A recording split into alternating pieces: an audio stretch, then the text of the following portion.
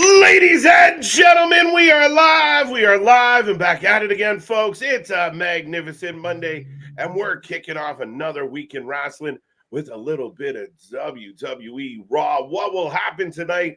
We got Money in the Bank qualifiers. We got spooky things happening. We got so much to talk about, so much to get into.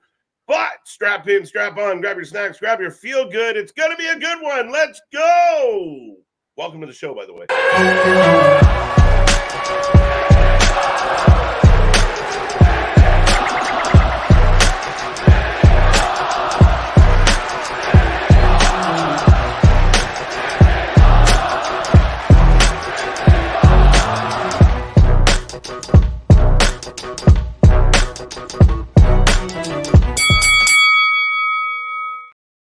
Ding, ding, ding. We are live and back at it again, folks. We are the Wrestling for Life Network. We are the channel that just watches more live wrestling than anybody else out there.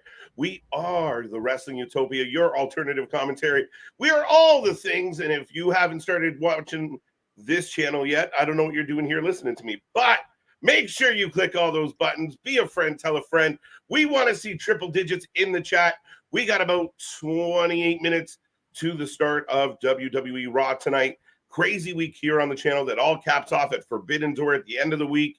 Lots to get into, lots to talk about. Me and that pretty face have you for the next few hours.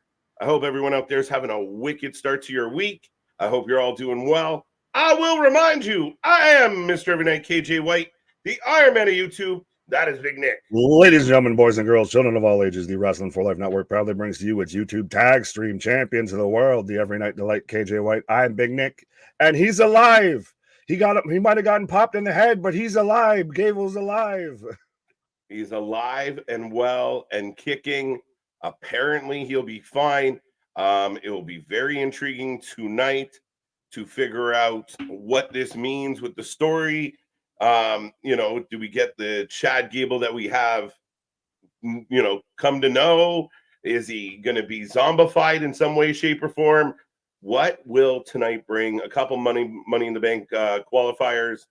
Will the Wyatt Sick6 be around? We know they've been hacking into, or at least playing with Pat McAfee, even though they're not happy about his dishonesty about the situation. Yeah, even that's Foxy. That's Foxy on the show. That's Foxy doing that. That's not the Wyatt Sick6. Right? Pat's just proven that's Foxy. He's blaming Foxy. Foxy's playing with his mind. But tonight we are in Indianapolis, so when someone's in their hometown, stay tuned. So that should be really fun. I see this chat blowing up already. It is Game 7 in the NHL playoffs tonight. I will be keeping an eye on that, and I will stay on until the game ends. We will award the cup tonight, one way or the other. It's going to be historic. Either the Florida Panthers will be the first team since 1942 to relinquish a 3-0 lead and lose, or they'll be the first team since 1945 to relinquish a 3-win lead and win. So we'll find out. It's going to be a good one. There we go. Dun, dun, dun, dun. Lots going on in the wrestling world. Lots to dive into. Blow up that chat. Let us know what is on your wrestling mind. Nick, I'm not sure where you want to start this particular you mentioned Indianapolis, so we might as well start there with breaking news. If you don't know, to where WWE has announced that they have partnered with the Lucas Oil Field and Indianapolis and are going to host next year's Royal Rumble there and a 2-night SummerSlam and a 2-night WrestleMania there as well. They didn't specify those years, but February 2025, the Royal Rumble will be in Indianapolis, which they also moved the Royal Rumble to February. Yeah, a lot of people talked about oh my God, it's February. It just happens to be the way the weekends fall in this particular calendar. February 1st. I mean, it's not exactly like they moved it to like February 28th. No, I mean, it's about the same duration that we're used to. But yeah, a little bit later in the calendar, February. It'll be weird not having an official January pay-per-view, but I think February 1st close enough. But yeah, again, which means we're definitely moving to the 2-night SummerSlams. That definitely looks like Triple H is going to make that a consistent thing. We know we're going to get 2 nights. Yeah, whether it's 2024 for SummerSlam or 2026, no, 25 or 27 is what I meant to say, because we already know what we're getting in 2 years. So interesting. And again, they keep making moves. They are on the grind, and this is cool. I mean, they even use Pat for the announcement. Huge for Well, it's also really interesting because it's kind of unprecedented to where they've done it and announced one city is getting 3 pay-per-views. Yeah. And they don't know when exactly, but that like specifying a city that's getting them and everything is kind of a first for them. So that's an interesting aspect, I think. Because right. Triple H talked about he even mentioned on Pat's show today about how the American audiences compared to the foreign audiences are going to have to start up in their game if they want all these good pay-per-views showing up. Yeah, no, 100%. I mean, if you want these big shows and you want consistent shows, you got to show up and show out. We've seen some places on the, on the tour that are a little lackluster. Like, why did y'all show up and pay all this money to sit on y'all's hands? Like, help me understand why that was your choice. But we get it from time to time. I don't know why we get it, but at the end of the day, I mean, for me, yeah, blow it up. They're coming to Toronto. Toronto's going to blow the roof off this place. And now that they're actually shouting out that there's a decibel meter, the crowds are purposely going to try and break that fucking meter. Oh, absolutely. Well, and Patrick brings up a good point here. Of Indianapolis spent some money on this as well, just like we saw with Minneapolis with SummerSlam. So think about that. You have legit cities. You have mayoral elections decided in London, England over promising bringing WrestleMania to London. That WWE's at that level. You have cities literally vying for it like it's the goddamn Super Bowl. Yeah, they're bidding like it's the Olympics or like it's the next big tournament, like the Euros we're seeing right now, or whether it's whatever. I mean, like I said, the Super Bowl to me. Super Bowl's another, perfect, exactly. I should have thought of that with my American counterpart. But I mean, it's really, really cool to see them bidding. Like the actual, they're getting, these deals are lucrative, and this is great for business. I mean, it's insane. And London will get, or England is going to get their big pay-per-view at some point. I want it to be Wembley, but man, they're going to pay to get it. Oh yeah. Do you think they get a SummerSlam or do they get an actual Mania? Especially now, give them a Mania, 2-night Mania or to 2-night SummerSlams. That's actually a good point, but give them a Mania. Screw it. Blow the roof off the place. Put 100,000 people in the building, jack the place right up, break all the fucking records. Let's go. Well, speaking of the foreign audiences and everything, Triple H also talked about on Pat's show about the deals with Netflix and when that goes official, that they'll have all this reach and be completely, we're pretty much going away from the PG era. We're going to be uncensored. You can say holy shit and everything and not have the whole camera cut out or the whole picture come out. But now all their platforms across every country is all unified under one umbrella right there. Yeah, no, it's huge. We talked about the idea that WWE programming is going to be in 80% of the world. Like, that's insanity. When we talk about the monster that is WWE, and this kind of goes back to this wrestling war we've seen over the last few years. And I get it that people really want to stand by their team, but at the end of the day, it's not. When we advise TK to kind of say less, it's because you're not in that ballpark. You're not in that league. But on the best shows you can, grow your brand, because they've got such a head start. They got so much money behind them now with the merger with TKO. It's insane. And they're not going to stop. Like, catching them is almost impossible. You just want to be the alternative. You want to be the strong alternative. That's what they pitch themselves on. So stay in your lane. If you want to be the not WWE, then why do you constantly want to pot shot, compare yourself, use them as the measuring stick? So fair enough. But yeah, so I think overall, I mean, very exciting times. The idea, like, I know a lot of people like harp on like, oh, they're not going to be PG. Yeah, they're going to get advantages. Like, if you're not going to just show up and you're going to have the Moxleys of the world in the middle of the ring going, fuck this, fuck that, fuck you, fuck him, fuck her. No, it's not going to be that. They still have sponsors. They still have part of their, a big part of their product is to children. But it will push the envelope. You won't get, what Fox does, the blanking out. We've talked about it, where they blank out the whole fucking. They cut out the whole picture. Yeah, they just shut shit down. And you're like, what happened? Did my shit freeze? What happened here? Yeah. So, I mean, again, from that standpoint, definitely going to be a nice improvement. Again, it allows you to be a little edgier, push the envelope that way, and I like it. I mean, you got Michael Cole on the Pat show calling people pricks and flipping the bird. Things have changed in the WWE. Just a wee bit. We're getting that adult content and everything like that, but not going too far that way. Again, I think for me, even as a young wrestling fan, like as a kid, wrestling was like, ooh, that's like the grown. Like my dad watched wrestling, but I wasn't supposed to see it all because there was parts of it that were salacious and pushing the envelope, and it was like, this is like, it was garnered to that 18 to 44 demographic. Yeah, but you did. So you do need that. Well, as you went along, yeah, but I mean, there was Hulk Hogan and take your vitamins and hey, kids, buy your fucking your WWE weight set and all that fun stuff. So they've always walked that line. The years where they've been heavy PG have kind of taken. That's where us as wrestling fans are like, this is kiddie, this is silly. Yeah, Bootios. Okay, we get it. It's funny. Can we move on now? Right. Yeah, you do have to realize that there are adults that actually do watch this too. Right. But speaking of adults that watch us, or at least I hope I believe that they are adults, should we talk to the peoples here? All right, let's say hello to some people. Patrick's in the house tonight, ready for Raw. I think a lot of people are excited. The vibe I'm getting from the fan base is that a lot of people are excited, like, what's next? Oh my God, what's next? Like, they've really got, like, last week really fucking woke people back up, maybe coming out of the WrestleMania kind of hangover. This last 7 days in WWE has been insane. Yeah, that's we talked about this before we went even live. It's been the whole week. We literally had the Wyatt Sick6 debut on Raw. We had Joe Hendry come out on Tuesday, and then we had Jacob Fatu to close out Friday Night SmackDown. Yeah, all in 1 week. All in 1 week. All in 1 week, and then you hear Triple H talking about Fatu being a game changer. The man lost 30 pounds for the part he was about to play. I mean, it's good times. It's good times, man.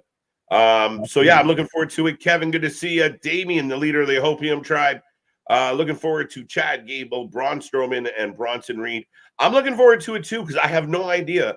Are we going to mention the fact that he had a bullet hole in his forehead, in his temple 7 days ago? What I want to see how we're even going to just kick off Monday Night Raw. Like, how do you follow that up to start off the show? Yeah. Like, what's the next thing that you do? You clearly have to address that. You just act like it didn't happen. Are you trying to pretend that it's all made up? Yeah, no, somebody's got to talk about it. And again, what ramifications will they target somebody like a Pat McAfee because he's an indie? It's got us asking questions. Drew McIntyre is supposed to be on Raw tonight. That's intriguing unto itself. So we got a lot. Is Seth going to be there tonight? Holy shit. I was going to say, we didn't even mention Seth coming back, and we didn't mention Jesus, tap dancing Christ. We didn't even mention Drew down to out of CM Punk. Which was one of the most well-done angles that I've seen in a long time. Like, the way they did that and the way the gate rolled up and the light comes in, and there's just this hulking man standing over a seemingly dead body. DM Hunk. And they just throw, just to throw Punk up on his shoulders and walk through the building like he was a sack of potatoes. And then, like we said on Friday, it was just like, this is your champion. This is your hero. Like, this is your king. Yeah, this is your king. So, yeah, man. I believe Finn and Liv are working together. Interesting theory from Patrick. Could they be working together? I'm trying to scratch my head on how that makes sense because you've got, cockblock Baszler. So that kind of seems a little odd there, but maybe. What if he was only blocking McLovin, but not himself? Ho, ho, ho. Ménage à trois. Ho, ho, ho. Right. We touched on that, Damien, but yeah, I think it's real cool. Rollins, Gunther, Priest, Baszler, SummerSlam. Yes. Okay. I could see Priest Baszler. That was kind of where. No, it can't work. Oh, because you're saying Rollins with the Money in the Bank. Yeah, we're gonna hit that hurdle again. Damian Priest is not losing until SummerSlam. So fair enough. You can have that. Well, at this point, I don't want to keep writing too many checks that my ass can't cash. I'll at least say that I'm picking Seth to win the match.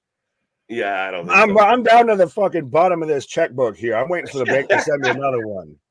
On the bright side, if you keep betting against Damian, eventually you'll be right.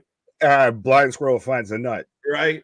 These checks are bouncing like an NBA basketball right now. Right. If he beats Seth, I might be with you, and we might be in a complete agreement about Gunther beating him at SummerSlam if it gets to Gunther.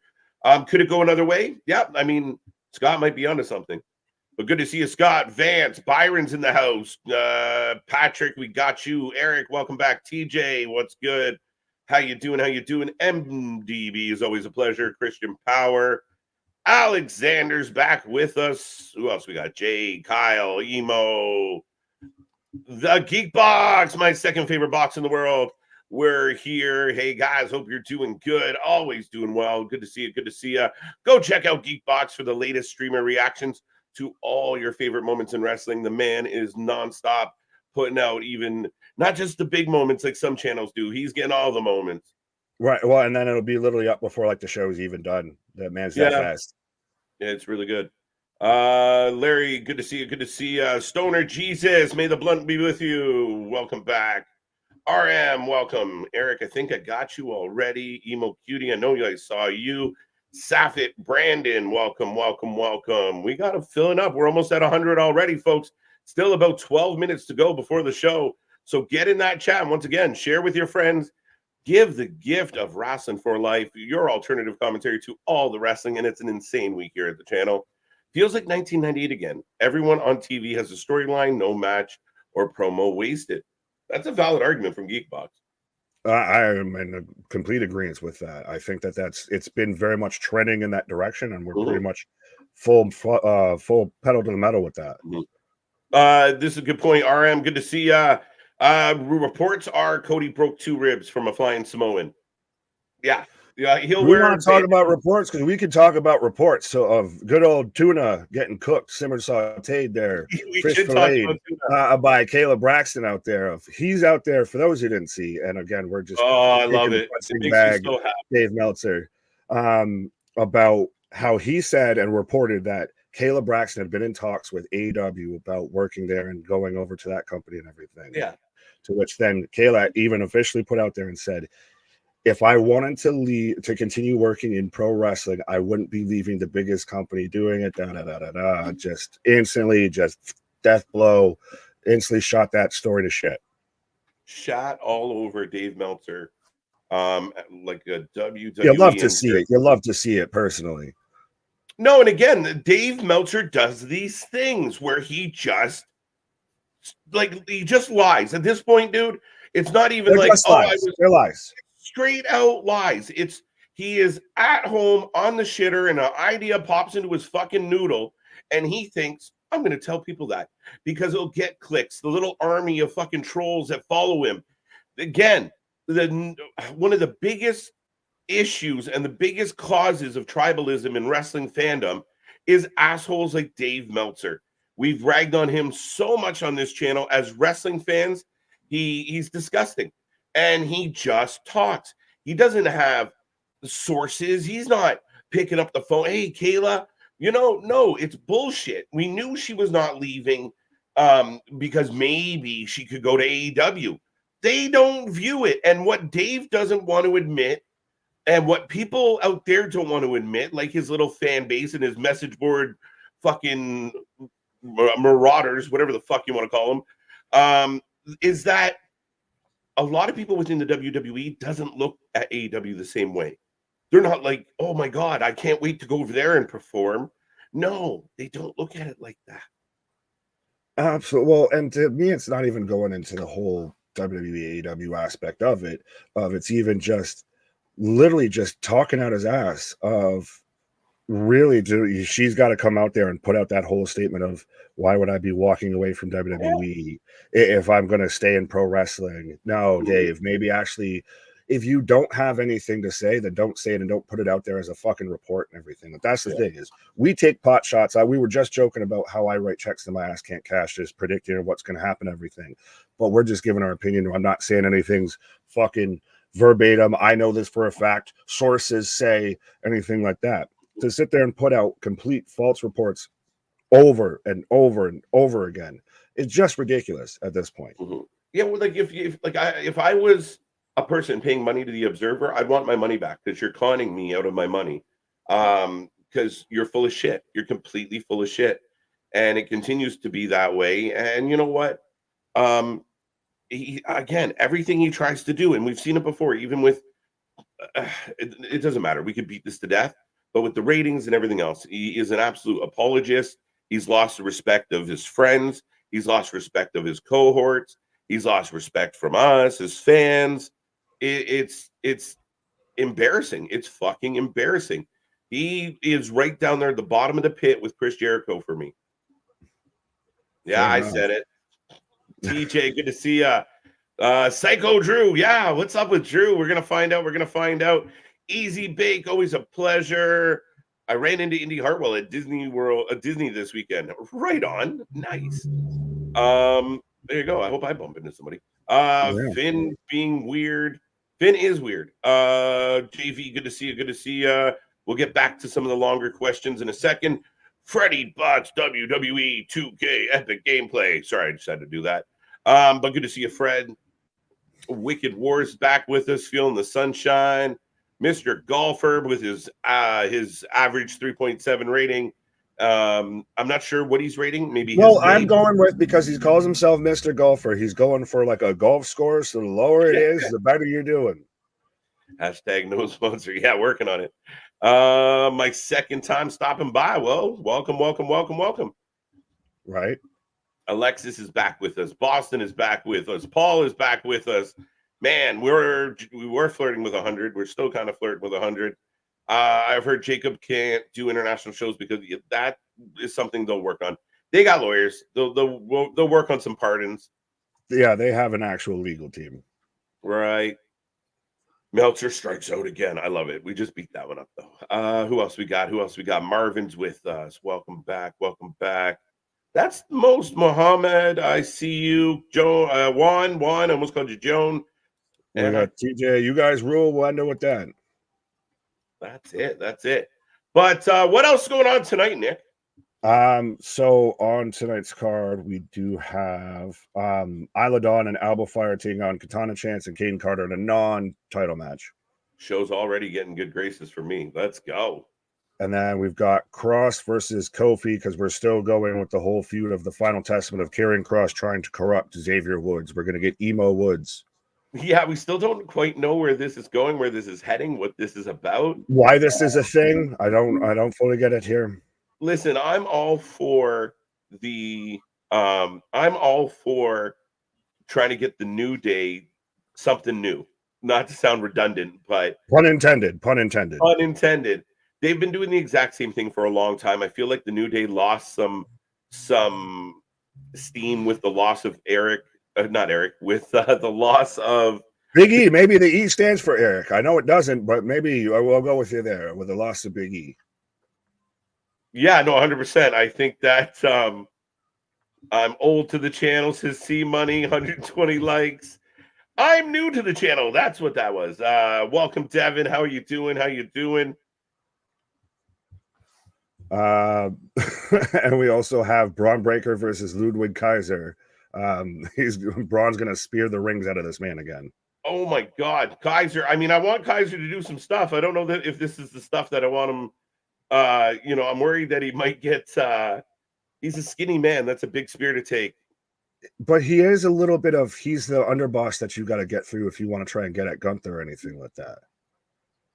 Yeah, 100%. And I mean, the way they're building him in his own strength, that he's not just, it's a lackey, it's an easy win. No, they've kind of given him a bit of attitude, a bit of swag, a bit of sway.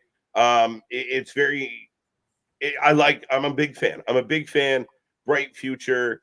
Again, he getting all the Tiffy time. Pause. William, what up? Saying, sub KJ Nick, you hear that Penta Jr. said about WWE being interested. I don't know if he specifically said it, but I know that that's been going around. What was going around? That because his contract's coming up soon with AEW, that he might be jumping ship, or WWE's at least interested in signing him. Okay, I hadn't heard he said it. I just heard that there was that rumor that was floating in the mythos. Yeah, I haven't heard any opinions from either side, like if Penta or the WWE. But I do know the fact that I was actually surprised. I don't know. I don't know why. Maybe I thought Penta might not be the prototypical WWEer, but they got a good amount of lucha presence, especially in the middle of the LWO. Here you go. Right? If everyone complaining about all the Samoans, we got a lot of Latinos. Yeah, but you're gonna get, Andrade versus, if they actually unleashed Andrade and Penta. Yeah. I think that could be actually pretty fucking solid. You bring Penta in as like you get Penta versus Finn? Yeah. And you put Penta at the right-hand side of Andrade. Penta Ricochet?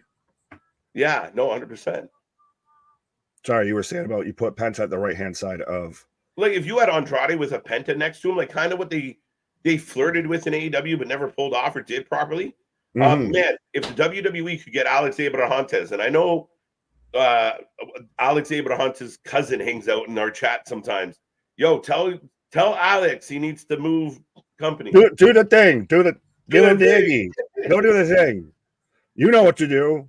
Right. Contract tampering. We're not doing that. Go do the thing though. Michael, what up? Dre, what up? Triboro Gigolo. Bring back the Hardy Boys. Well, we might see them tomorrow night on Tuesday on NXT. It could be. Lots of whispers, lots of rumors, a lot of people wondering who will be in the tag team gauntlet match, who will be part of this. Will it all be NXT? But now when you start throwing in these, they haven't announced who's in the fucking thing. So everyone instantly starts wondering, could it be another NXT NA partnership move?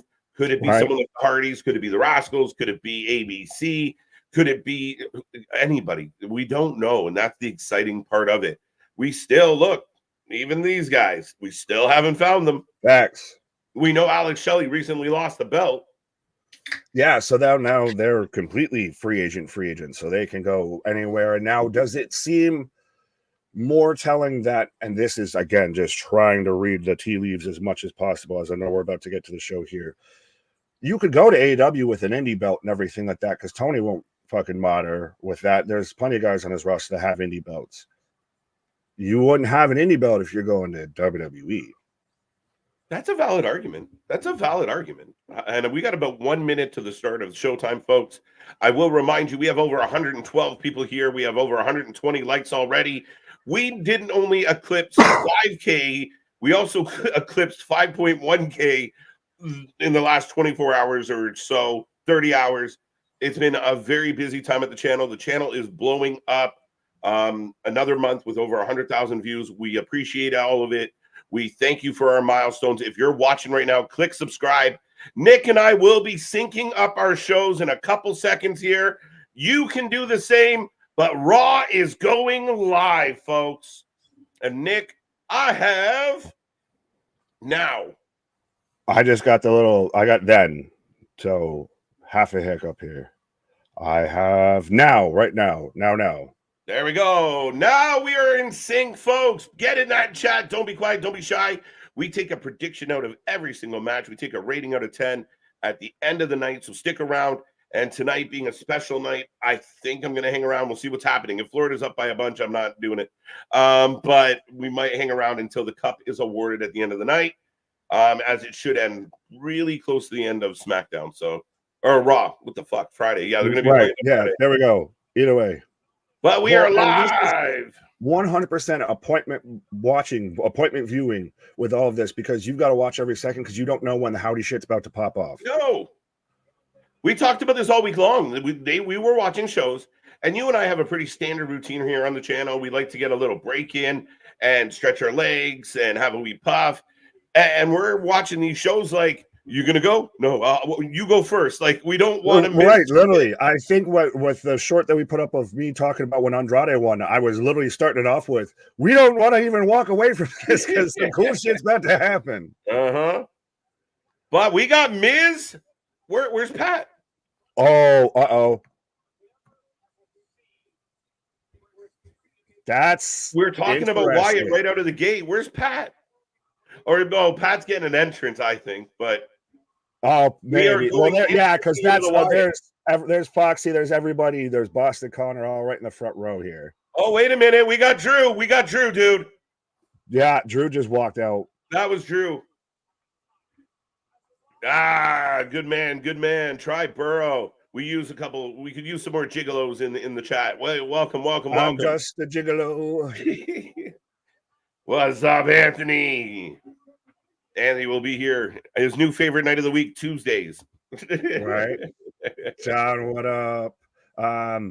Who there was somebody that MDB. So you're Nick saying that the TNA Knockouts title isn't an indie belt.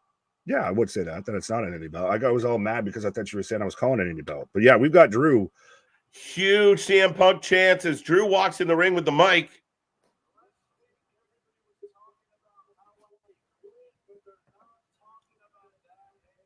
Last week, everyone was talking about how I quit, but they're not talking about that anymore, are they?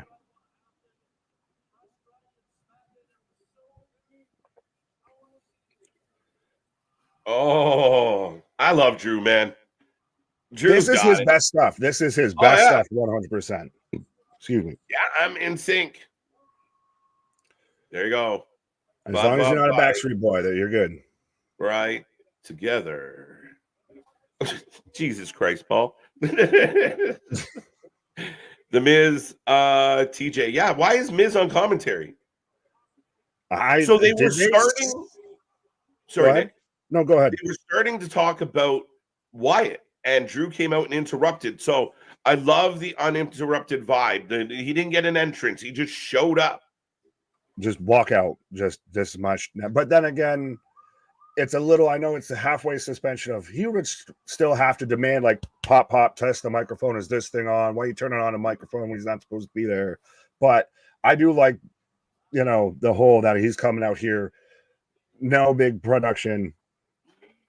I prayed for this, and the big man made it happen. Me. I'm still wondering why no Pat so far tonight. I want to know, where's Pat, Nick? What? Drew can kiss my ass. Heel Drew is great. Psycho Drew on first. I told you, Damien, I'm with you, man. And Nick and I have talked about this a lot. This has been the best rivalry of 2024, and these two men have not even dinged it yet. Pause, but yeah, that's undeniable. They haven't, I was going to say touched in the ring, but that's, sounds just as worse as what you said. But they haven't had a match yet or anything, and this has already been, this feels like they legit fucking hate each other. Back, again, we were talking 1998, the Attitude Era, all of that. This feels like that's where it feels like an actual blood feud instead of just, you were mean. You told me to suck. We were supposed to be friends, and now you're hanging out with Bill more than you're hanging out with me. And now who do you like more? Right. Jesus Christ, grow the fuck up. Who thinks Drew McIntyre is getting suspended or fined? It's a possibility. If he does, then Punk clearly should have. I'll go the whole Wade Barrett defense. Then he clearly should have. This man's lost 2 title matches. 100% he fucking needs to be fined. And that's he's got the AJ. He's got the bracelet. The AJ Larry bracelet. Christ, it looks like it's got some of Larry's hair stuck to it. It's got some pocket lint on it. Yeah. It's got some pocket lint on it, Drew. Sorry, that's the pocket that had my bubble gum. Paul, thank you for the $2 super chat. That was a typo. I got Miz. You got Miz on your TV. Yeah, that makes a lot more sense, Paul. We appreciate the correction. You're telling us about a dramatic folks. We're just a small town bird lawyer and a poor man's optometrist. So 100% go seek true medical attention. Don't come to us for any sort of medical advice or anything. We're getting Larry chants in Indy. Now, is it funny that probably no one really knows about Larry if it wasn't for Brawl Out? No, I mean, well, kind of, because did you know what CM Punk's dog name was before you were talking about in a backstage fight and everything? Yeah, because he posted about it so much. That's why social media. Oh, I didn't. Well, then fine. I guess I was out of the loop. I'm not up to date on wrestlers' dogs. A lot of people were like, that's why. I mean, it is one of those things with people knew what Alexa Bliss's pig's name was, for fuck's sake. I don't, and I'm still. I can't remember. I didn't. Was it bacon? Fucking pork chop. He's not Spider Pig. He's Harry Plopper.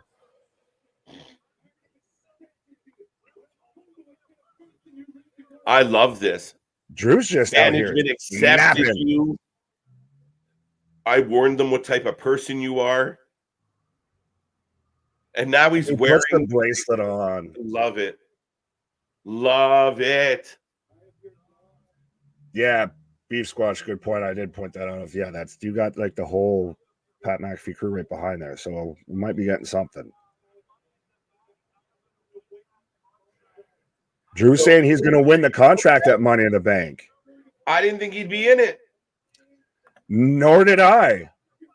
But it makes sense. Oh, you've cost me enough.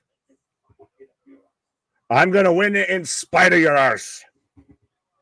So maybe that is the moment where CM Punk tries to screw Drew and Drew gets like something happens.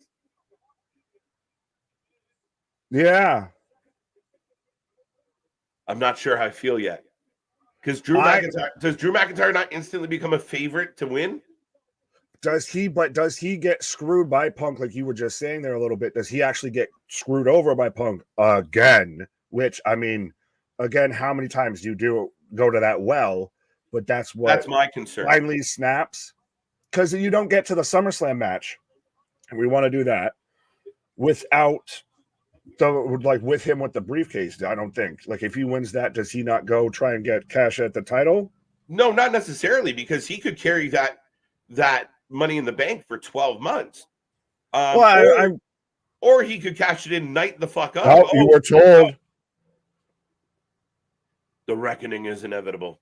So we are going back. The last one is they're replaying it.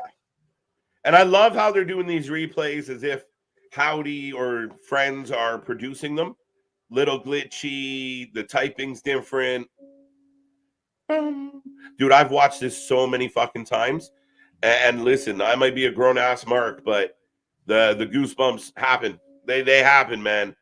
Feel like The Rock every time, looking down at my arm. Like, it was anytime really you see it, I'm trying to make sure I don't smack something around here, but just anytime you see it.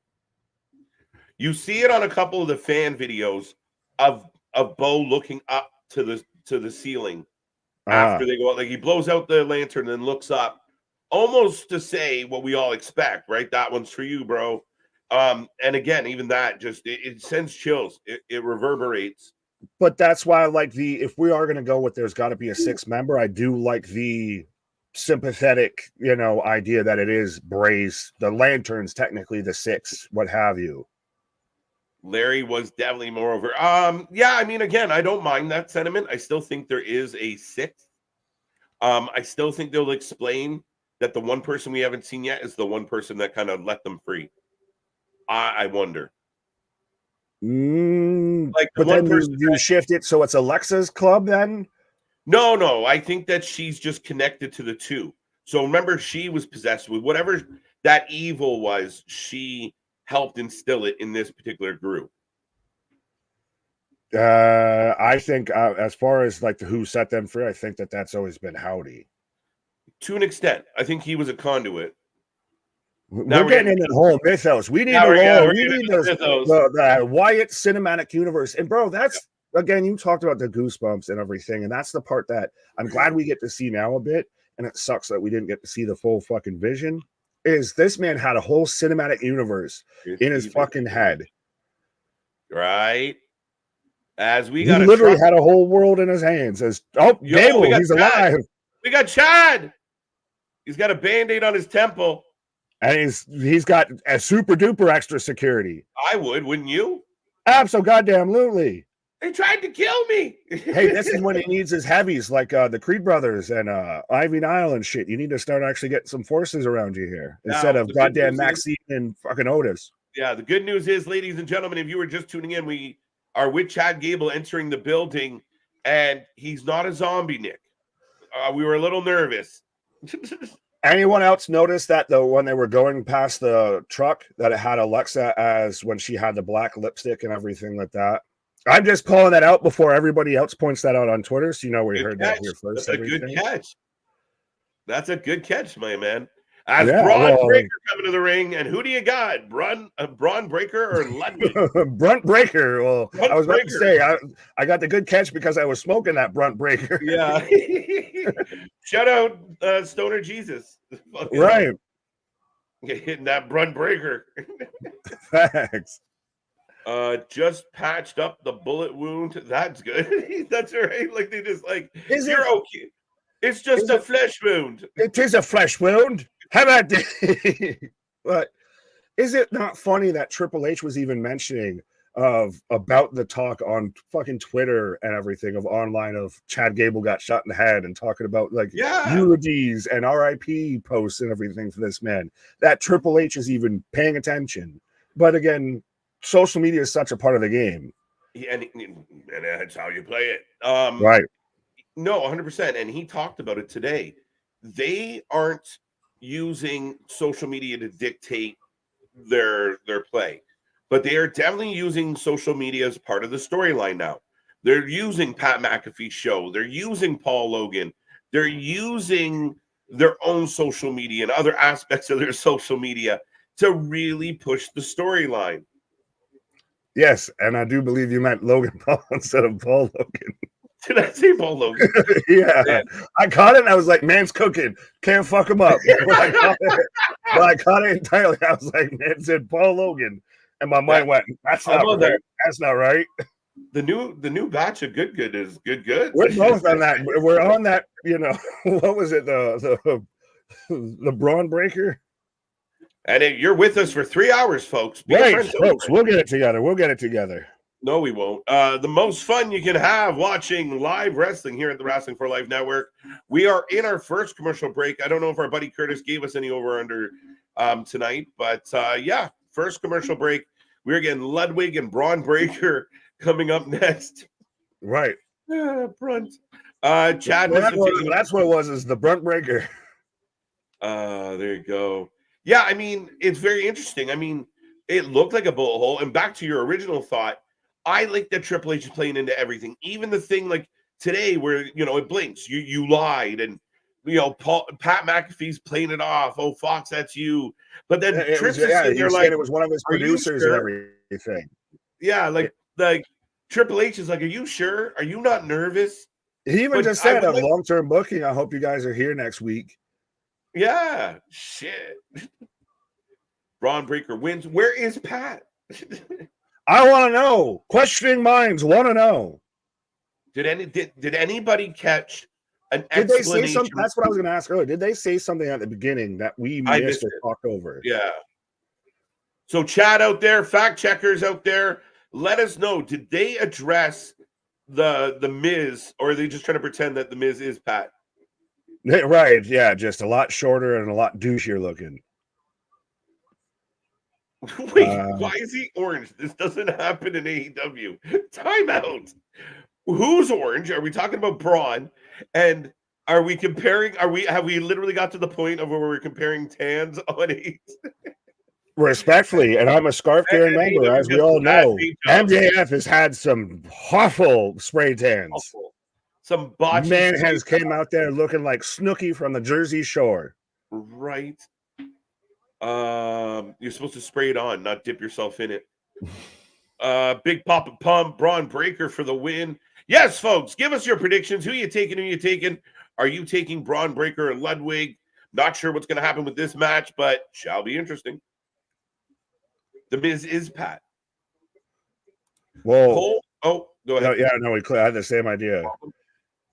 MH60CE said Cole mentioned that Pat wasn't there, but more to follow. Wait, we know Pat's not there. That's the basics. Come on, Mike. Well, it's also, like I said, if it's interesting, if you watch Pat's show or anything, like it's literally like the Stooges right behind him and everything like that. You have Foxy, you have Boston Connor, all of that, literally right behind commentary. So it's very interesting of kind of, how he's not on commentary, but his homies are like right there. So we are outside Chad Gable's room coming back from commercial, heavily secured. And they're talking about what happened with the Wyatt Sick6. They haven't confirmed his injuries. Kathy Kelly is going to keep us up to date on everything going on. Excuse me. Now, did Pat get kidnapped? Like, where's Pat? Pat's gonna come hanging. They're gonna fucking have Pat fucking. He's gonna be in the back of a trunk on some bridge in Indianapolis right now. Right. The Wyatt Sick6 invades the fucking Thunderdome. Hey, well, Hunter did say about having a NXT event there, but yeah, I could see that. Actually, they fuck up the Thunderdome. Yeah, everything.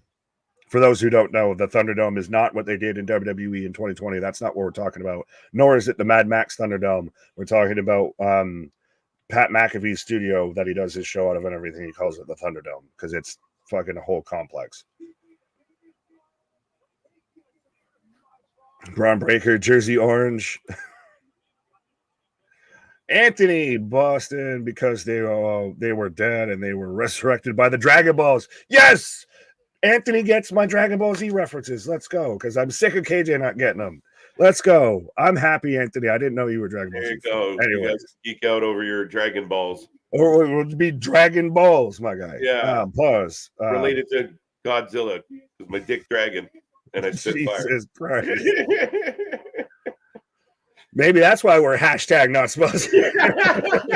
We're never getting sponsored, folks. Let's be real. The Geekbox saying Pat McAfee confirmed as the 6th member. He's the Wyatt Sick6. Right. He's the fucking carnival barker for the fucking sideshow. Right. And here comes Ludwig cutting another strong promo, man. With Jackie He's Redmond. good. He's always had to, I guess, compete, or I don't want to even say compete, but he's always had to like kind of speak for him and what Giovanni Vinci, Fabio Eichner. There we go. So now that he's able to just kind of cut promos on himself and everything, I think it works out way better. As Michael Coleman just says, he's breaking out of the tag team scene.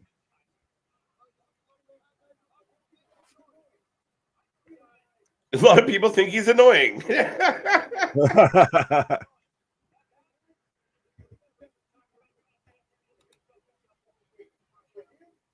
And for anybody interested, they are singing the anthems at Game 7. So, dun, dun, dun. So let us know who you're taking in Stanley Cup Game 7, folks, and also who you're taking in this match of Braun Breaker versus Ludwig Kaiser. You can even give us a B, E, L, an F. As long as you don't give us the UCK after it, you're good. Right? This one's for you. I know. I clicked on that and was doing it while you did your thing of I get that reference. Yes, I know. Speaking of reference, who thinks we are getting another Resident Evil? So we're getting something from the Wyatts, I imagine. They're teasing it, talking about it, teasing it. This has only just begun, and I think you ride that momentum right now. Does it close out the show again? Maybe.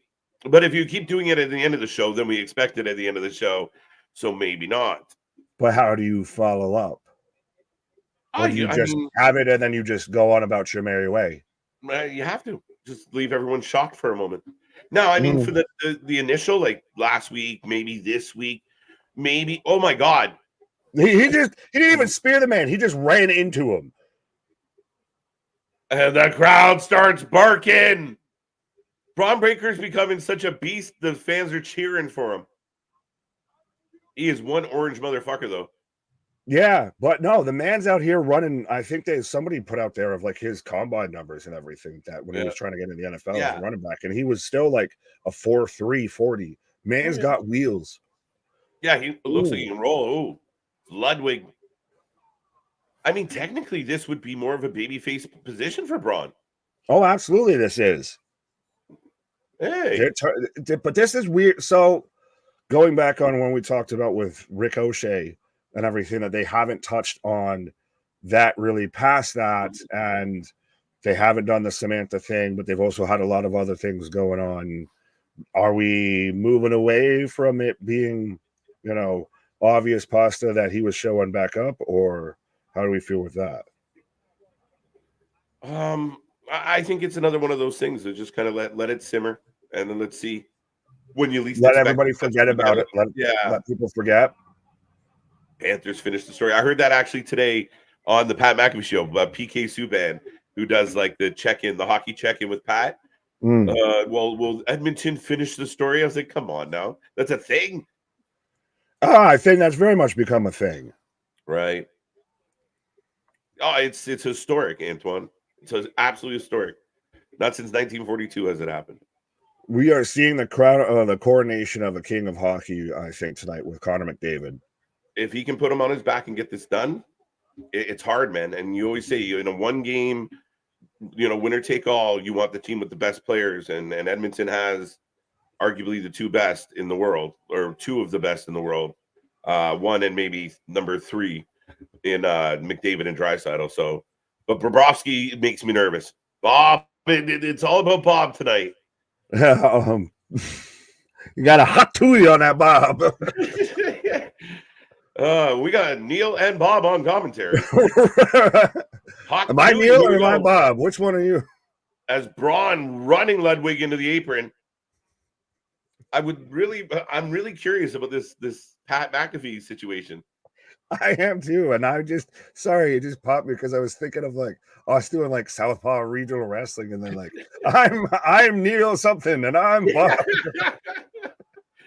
And we get the clothesline from the apron onto the table, a new kind of signature move that we've seen from Braun. Going back into commercial break, folks. Let's keep it going, keep that chat busy as Braun Breaker and Ludwig having a really good match. Absolutely. I apologize. I had to refresh my thing because it froze, so we might have to resync. But yeah. Right. I'm gonna go. You're gonna take a pause for the guys? Oh no, I wasn't. Oh, I was like, what? You just said I'm gonna go. No, I was answering. 14. Oh, I didn't even see the comment. Man, yeah, I gotta go Oilers. Even though a coin toss. Both teams have earned it, but Edmonton looked like complete garbage for 3 games. Florida looked like complete garbage for the next 3. So your guess is as good as mine. I'll go a 4-3 final, Edmonton. You think it's still that high scoring? It's not super tight defense of it's like 2-1 or something like that? No, I think Edmonton's going to have to get a couple. I think Florida's going to be able to find the back of the net. So if they're gonna take it, it's gonna 4-3 seems fair. Okay. Oh shit! If we're gonna even go score, I'll go 2-1. I was almost gonna go. Someone goes 3-1 because that's the thing. I think there's. Well, I think it was gonna be Edmonton. I think that they've just got the fucking momentum, and you've seen that. We've seen it in series. We talked about it. This is LeBron and the Cavs coming back against the Warriors here a little bit of. You've seen it when they've got the fucking momentum going. And again, when you've got, like you said, top young stars and you're relying on your backstop. So now you're, I think, a little on the back foot. Yeah. Momentum in sports is such a wild thing. We've seen some really shit teams catch fire at the right time and run it all the way to championships. We've seen it in football. We've seen it in basketball. God, we've seen it in hockey multiple times.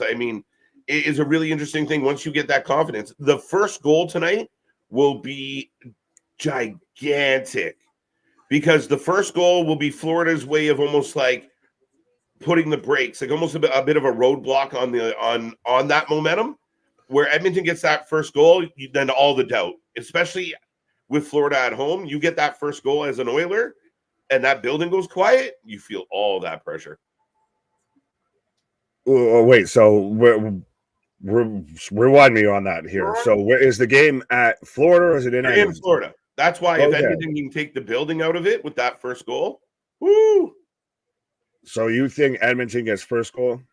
If they get the first goal. I'm just saying that first goal is gigantic. I don't know. Oh, I agree with that. I was literally going to go, if we wanted to guess, is we've got 100 people with us going right now as we're in commercial break right now. So that's why we're doing a little bit of hockey talk here and everything with that. Feel free to let us know who you take in this series or anything like that. Or if you want to give your predictions on any of the prop bets we're kind of talking about. Who would you say gets first goal tonight? Draisaitl. You're going to have to tell me, team. Edmonton, he's due. Oh, is that a high stick out the gate? Ooh. Is everyone here American? No. Only about 27% American around here. Well, at least 50-50 on the stream. 50-50 on screen. On screen, 50-50. In the chat, figure it out. I didn't know you were going to go actual player. I was just going to go team. If I thought I was going to go Edmonton. Yeah, I might be wrong. Is Florida, I believe, is going to the power play. Absolutely. But that first goal is going to be huge. And if Florida gets it, the building's going to explode, and there's going to be a lot of energy for the home team. I want to give a shout out to Ludwig Kaiser's country of Germany. That's rare. They are doing well in the UEFA. Yes, they've been very dominant as the host of Euro. I've watched a lot of the Euro. It's been good. Not for nothing, Christian. I'm now respecting you that you have the last name Power and you're shouting out Germany. Got Florida. As we are back and both men are just swinging, but Braun taking over. Good energy in the crowd. It's funny how Braun is a babyface in this match. Yeah, I think they're just acknowledging like this guy is getting cheers. This guy's getting over. Literally, this man just turns and hits like a back elbow thing. Is he from Indy? No. That toss was rude. Rude, crude, and unattractive. Yeah, a little interesting, Richard, for sure. So we're having Money in the Bank on Saturday, Forbidden Door on Sunday. No, we're having Forbidden Door this Sunday. And then next Saturday, we're having Money in the Bank. Next Sunday, we're having NXT Heatwave. So, yeah, strap in and strap on, folks. Right. This Sunday, you walk through the door. Next Saturday, you get to the bank. Right. The not-so-forbidden door. Right. Oh! He showboated, almost blew it, and saved it. Right. Look, and the crowd goes wild. The straps are down. Yo, we're getting an absolute babyface turn right in front of us. Maybe Ricochet is going to This man's just fucking super athletic Goldberg. That's actually good at wrestling. See, this is literally the same Goldberg fucking spot. Sets him up for the power press, or the power slam, all that. Right. No, that leaping clothesline is ridiculous. Dumps that Ludwig on the outside. Yeah, I'm saying on X, many people believe AJ will get involved in the feud with Drew and Punk. Interesting. Why? Oh, AJ Lee. Fuck. I went AJ Styles. I was like, why? Right. Sorry, I'm special. Mm-hmm. Is there any Copa America games on soon? I believe there's some Copas going on tonight. I think Colombia and Brazil are not playing each other. Copacabana. I love that place. Edmonton 2-1. Okay. Still 0-0. Well, Scott said 2 OTs. Jesus. If it goes to OT, holy shit. You're wishing death upon KJ. Fight. Oh!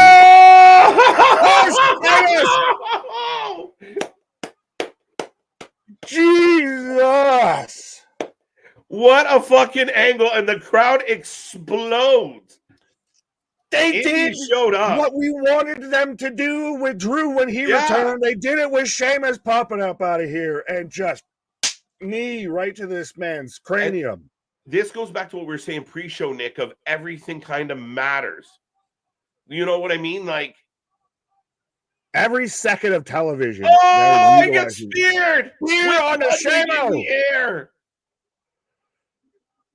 So technically, Ludwig wins by disqualification. 1-0 so Florida. I think you might have taken it. You might be correct. I don't know, but somebody's correct. And Braun's still talking shit to Sheamus, so I think that's how you keep him still. He's not full babyface because he just speared a babyface. Yeah, it was. Yeah, but the crowd was. Oh, look at the. I want nuggets. Just a giant plate of nuggets. Man's making us getting hungry out here with the vitamins. That's you notice they're using Rhea in 2K, right?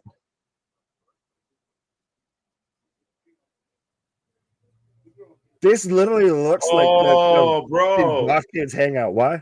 Bro, you catching this? They got a bunch of gifts from Liv, nuggets and a big screen TV. I didn't realize they're all gifts from Liv.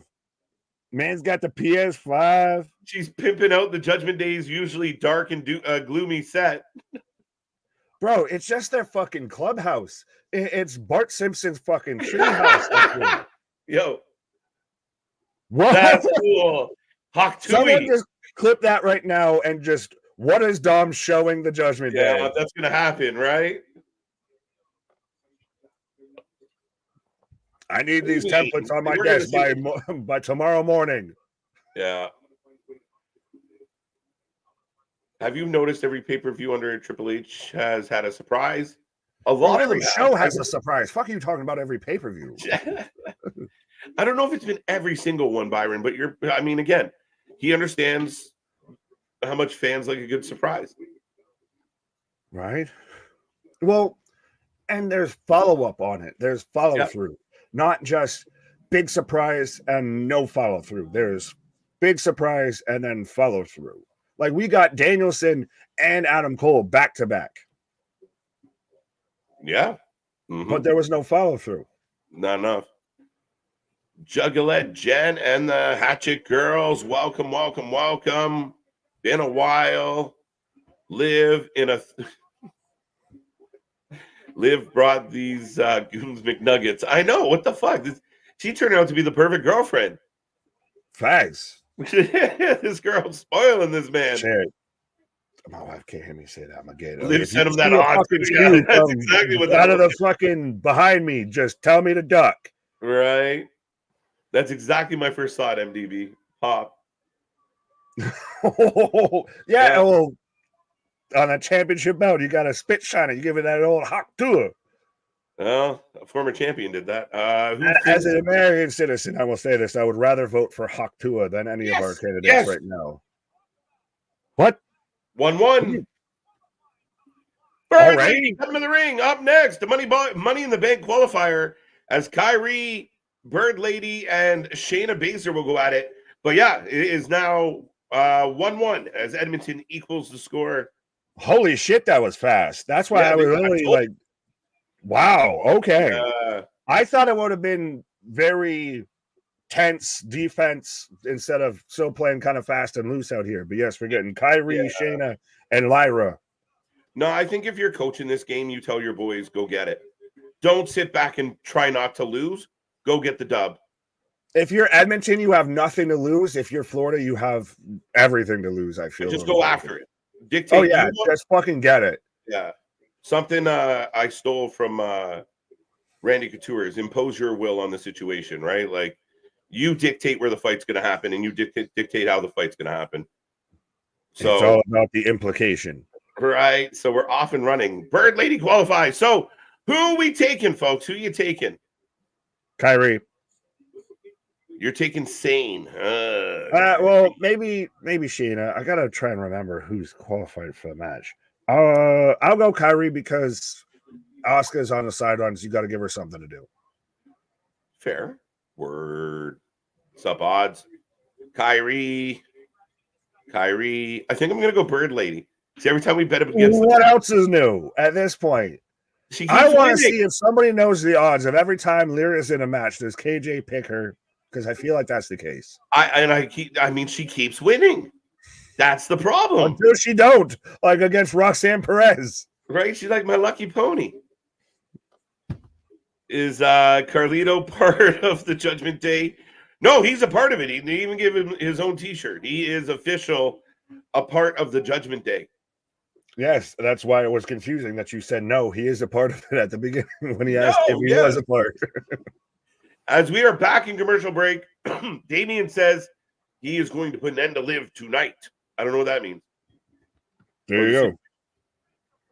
Lyra always wins. See? Boo. Don't know why she has those damn feathers. She's a bird. She's super bird lady.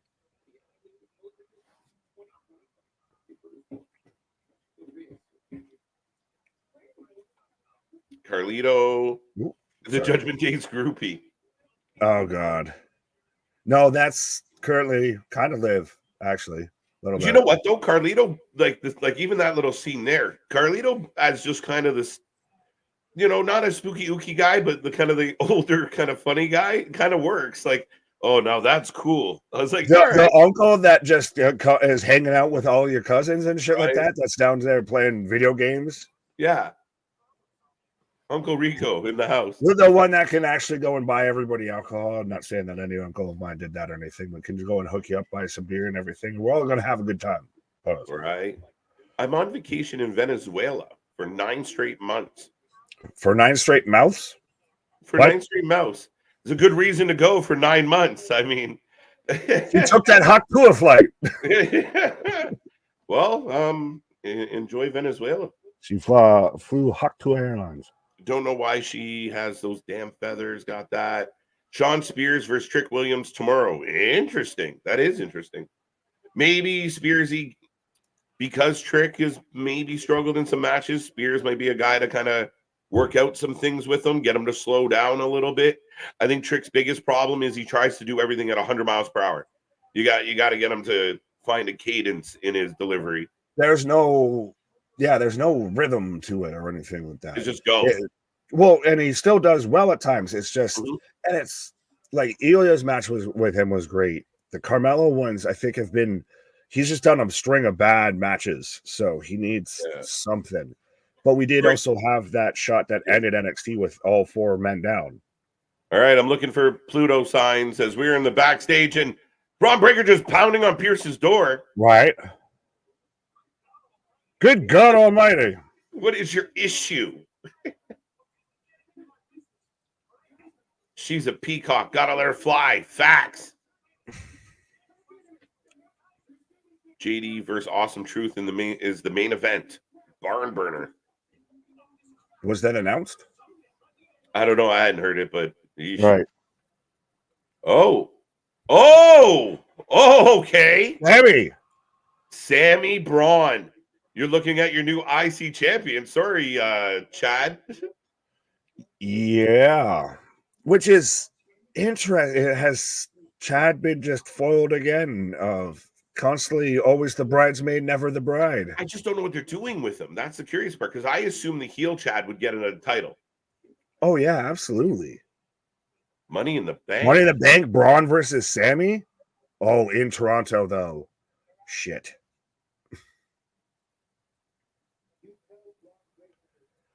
This just calls over, hey, Adam. It's official. Sami Zayn versus Braun Breaker.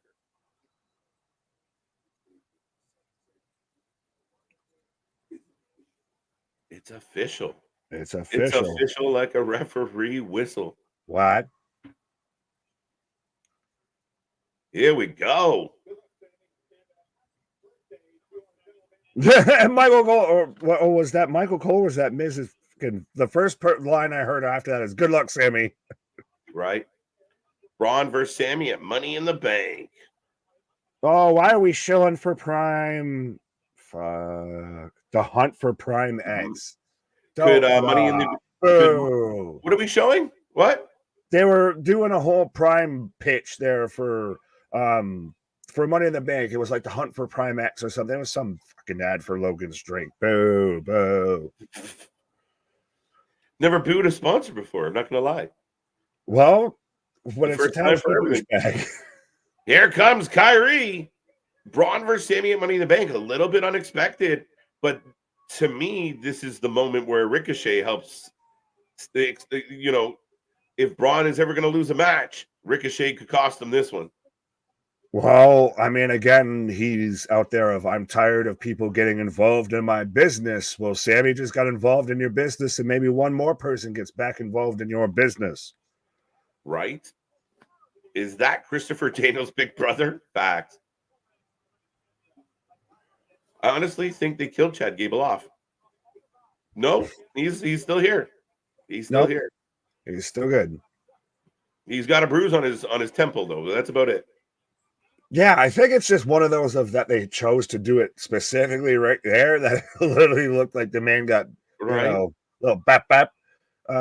Instead of, oh, he's got this here or that there. Like, you could have done it anywhere else. Right, and here comes Shayna Baszler. Sami with the old tell that person I'm looking right at that. Yeah, that he has that match. Oh, I like how he did it. So I didn't expect this. I did not expect this, but maybe this is Braun's chance to have his first title. Perhaps, but it also could go like you said of to where we get somebody gets involved, somebody interferes again, because again, not saying specifics, but that somebody could get involved. He was just talking about it, but yeah, it seems again sooner rather than later this man's going to have that title. Right. Thank you so much, Jake. We appreciate it. Appreciate it. Here comes Sane, aka Captain Snack Sparrow. Where in Boston you get a star. That's a good one. That's a good one. Hello. From the other side. Right. Adam's, yeah, it is Adam. It's actually Adam Pierce's birthday, guys.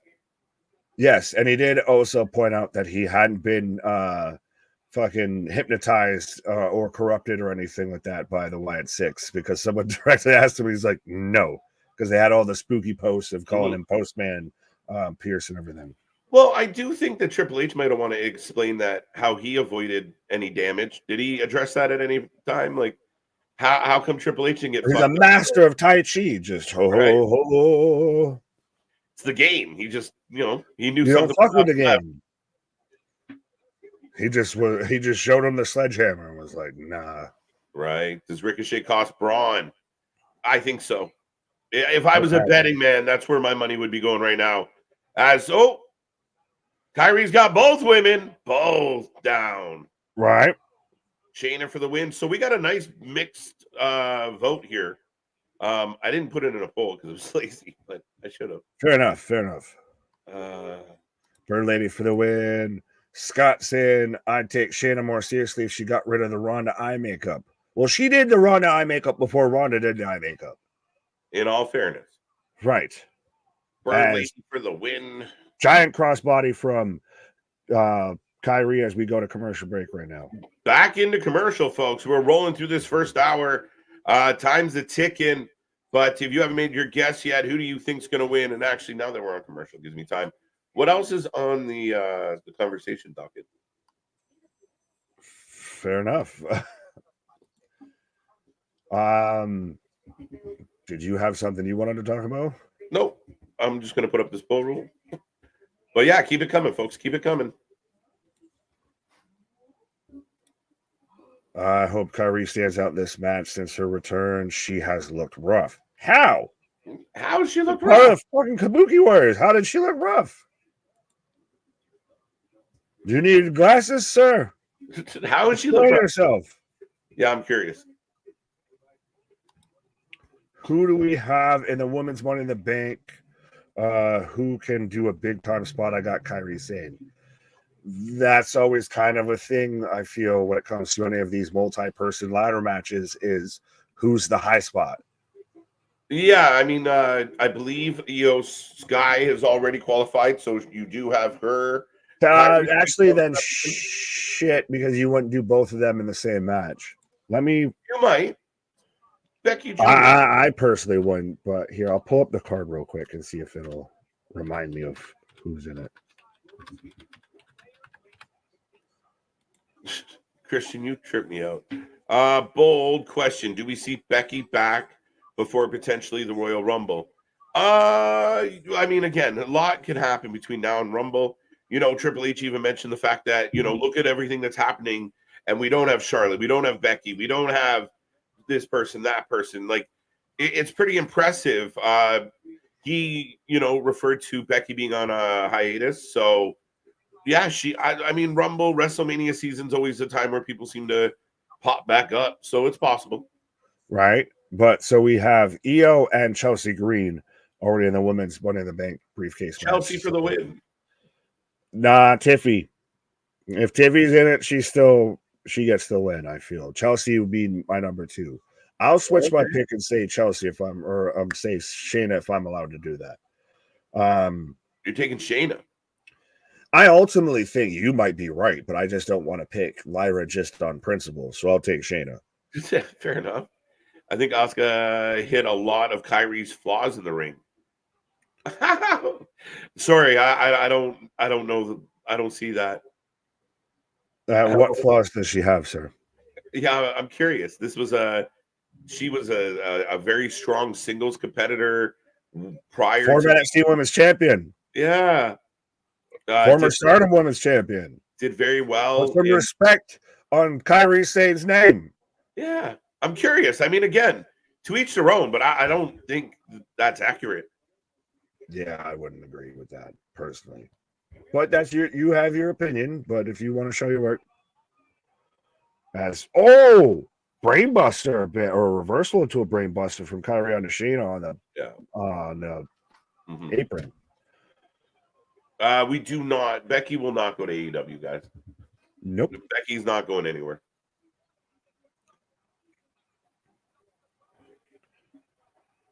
Do you think Money in the Bank will have 5 matches? I got a feeling it's going to be 2 ladder matches and maybe 3 in the middle. I could see 6, maybe 7. Okay.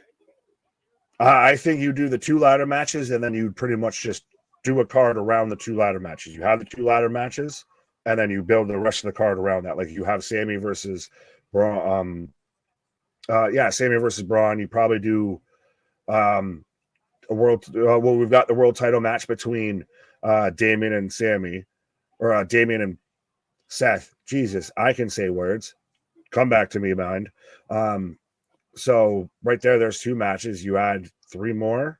I think you're going to get a 6-man tag between Cody, RKO, and the Bloodline. I have a feeling it's going to be a tag match. So then you're already at 5. So you're already at your 5, and then you add a women's title match.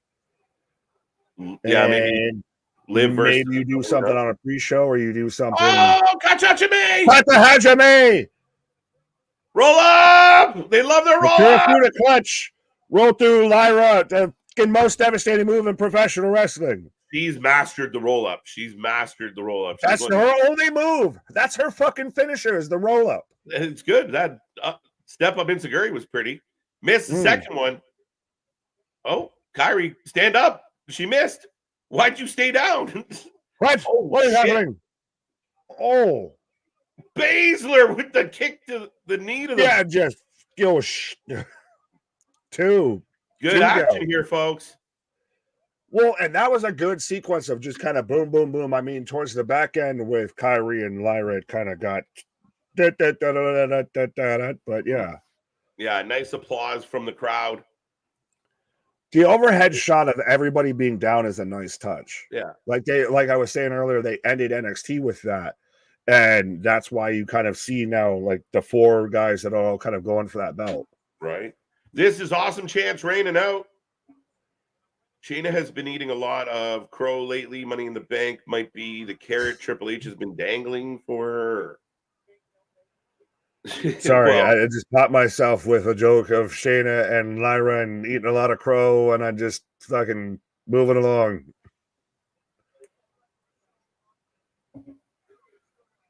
I like it. I'm gonna let it be. Right, and moving along. The Karafuda clutch. Look at the Hajime. She gonna tap out your girl. She gonna pluck them. She's gonna get it. Oh, no way. Elbow! Lyra gonna get the win. Bullshit. There it is. Small package driver.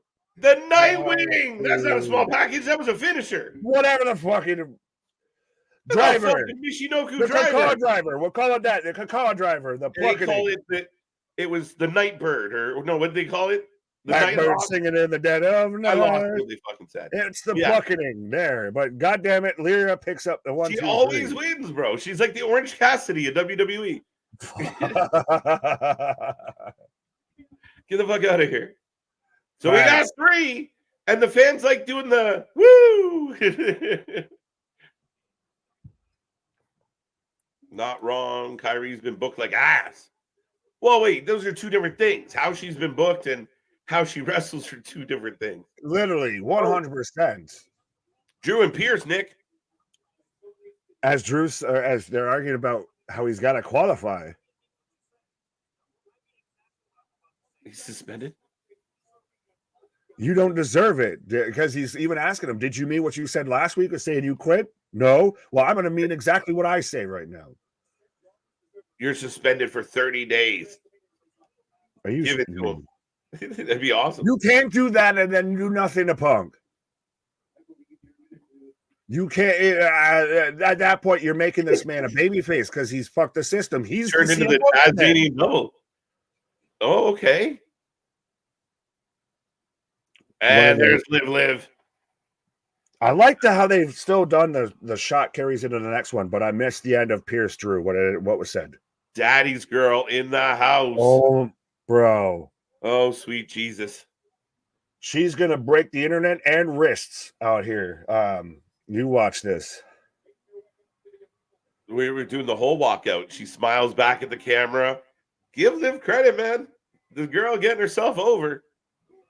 This is the most she's ever been. I love the camera work with all this, like making it feel like it's just so transitional from one thing to the next. Well, Triple H said this, and I think it's been the best way that pro wrestling's been described in 2024, and I really like it. Of that, it's a show about a sport. Yeah. That it's not fully just. It's not just a sport. It's not just a show. It's a show about a sport, and you've got. I like where we've got the whole camera angles, and it sits there and sells it like this is still a living, viable ecosystem of personalities, talent, etc. But it is still presented mostly as an actual television show of boom, boom, boom. We have segment A, segment B, all of that. Oh, the things dreams are made of. Now. Completely forgot my point. No, she definitely another one of the wrestlers. She needs a better entrance song. It's terrible. They all do. The beginning and the actual song don't really jive with me. Like it goes from like that kind of Jack in the Box to like just this upbeaty. Her new attitude doesn't support the song. Yeah, no. Forget that. Let's light it up, light it up. Yeah, right. So real quick. What did Drew and Pierce come to the conclusion on? I don't know. I think it's up in the air. Drew basically said, you'll come to the right conclusion. Deuces. So fair enough. So fact checkers let us know. Drew can't only punish one. Yes, agreed. Wait, Shayla Baszler. There you go. I think that we're picking on typos here a little bit. Liv is my mommy. Nah, baby girl. How you doing? Following from backstage. It's great. Oh boy. Give me a moment. Relax, boys. Exactly. Act like you've been there before. That Veronica Vaughn. No. One fine piece of. No, you didn't. I did. Yeah, potentially, Eddie. I felt like they were setting this up. So. Yeah, Nick might be right. We might get more than the 5 or 6 matches we've been getting as of late. Maybe a little more. I've always kind of viewed it of you have your big 4 when it comes to WWE. We're in another commercial break right now. If you have your big 4 of the Royal Rumble, SummerSlam, Survivor Series, and WrestleMania. Money in the Bank has very much become the number 5 on that hand here. Mm-hmm. I found it interesting a lot today that Triple H talked about the 3 big shows, the 3 mega shows. Rumble, Mania, and SummerSlam, the 3 mega shows.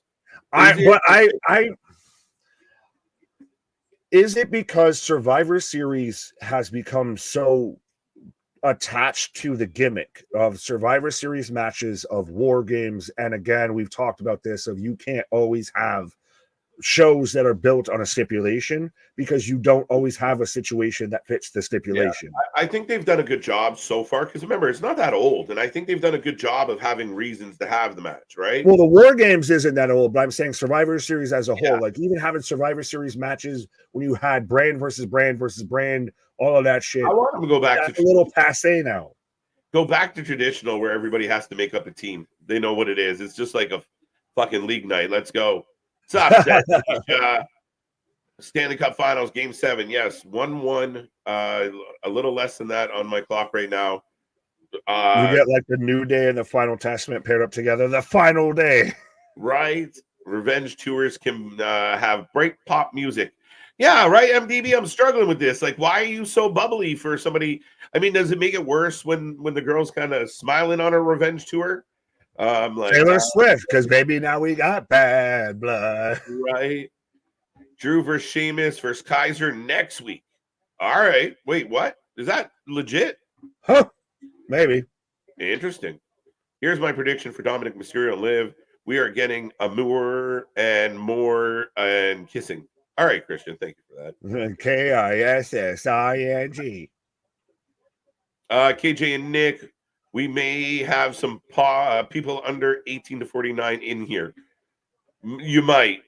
Remember, I can tell you for a fact, and this is as official as Chris Jericho and AW and everybody when they say it, if we are the demo gods of wrestling YouTube out here.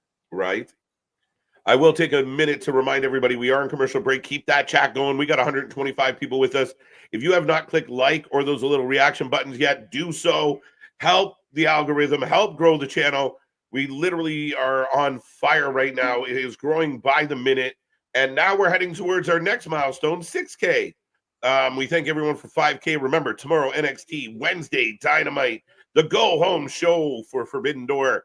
Thursday, we will have our Forbidden Door preview and predictions. Friday, SmackDown Rampage. Saturday, we'll talk about it. Sunday, Forbidden Door is going to be a fun one. And then again, all your coverage right through the following week. Monday, Tuesday, Wednesday, the same schedule until we get Money in the Bank and Heatwave. The channel that watches more live wrestling than anybody else out there is on fire, folks. Be a part of it. Tell all your friends and watch this channel grow. Help support us because we're having a lot of fun doing this. Often imitated, never replicated, never duplicated. And we're 100% going on the way to we're burning our own heat wave of a path out here. That's right. As I like this, though, from Jesus saying, knowing my opinion matters here. See, fun facts. He knows. Even if Jesus knows, then why aren't you following Jesus over here? Spread the good gospel of wrestling, folks. The Lord tells you to. Jesus can't be wrong, folks. Oh God, you might have gone too far with it, but I almost held it. Right, not having. Oh wait, we got security. Wait, sorry. So because of the Wyatt 6, there's security at commentary. No, but they still haven't told us about Pat, Nick. No, but we're talking about the announcement for Indianapolis here, Lucas Oil Stadium here. But Jesus out here. Sorry to interrupt real quick. We were talking about this thing. So for them, SummerSlam, Rumble, I mean, they're big stadium shows. And I guess a lot of times Survivor Series is still an arena show. Pat comes out, does the announcement and everything like that, and then turns around and he gets jumped. Yo, he's got Logan on his Tyrese Halliburton with Logan Paul. He's FaceTiming Logan Paul. So all Pat's friends are here. No Pat. Miz is on commentary, and we got security guards sitting on each side of the table, and this angelic woman is standing in the ring. Calm down. Roll the tongue back in. I said angelic. Come on now. Fair enough. He is clearly from heaven. Speaking of angelic, and we've got all the biblics out here. I know MDB is going to pop for that because I said biblics. But Jesus even saying not have you clicked on the comment right as I started, clicked away from it right as I started to read it. Thanks, guy. Oh, my bad. Not having actually watched Raw. He's only been listening to us. He hasn't watched it with his eyes. Since Vince's era, it feels like Raw is a totally different show and much better. It is. It's got direction. And listen, it is what it is. But when you have what was he, fucking 75? Whatever. Am I out of touch or is it the children? No, they're out of touch. He lost grip on what was mattering. He kept going to the reality. Fuck what was mattering. He lost grip on reality. Yeah, I mean, a lot of rumors that he might be fucking senile as it is. So, I mean, it's like Joe Biden trying to book wrestling. Will you pretty please come out here, bro? Far too many people on the IWC are doing screen capture right now of this whole fucking situation. Respectfully, you know it. And if you're doing it right now, bad. I'm gonna get the spray bottle of the newspaper. Bad. Not good. But here comes Vega. What in the Mad Max bullshit is this? Fucking space alien Selena.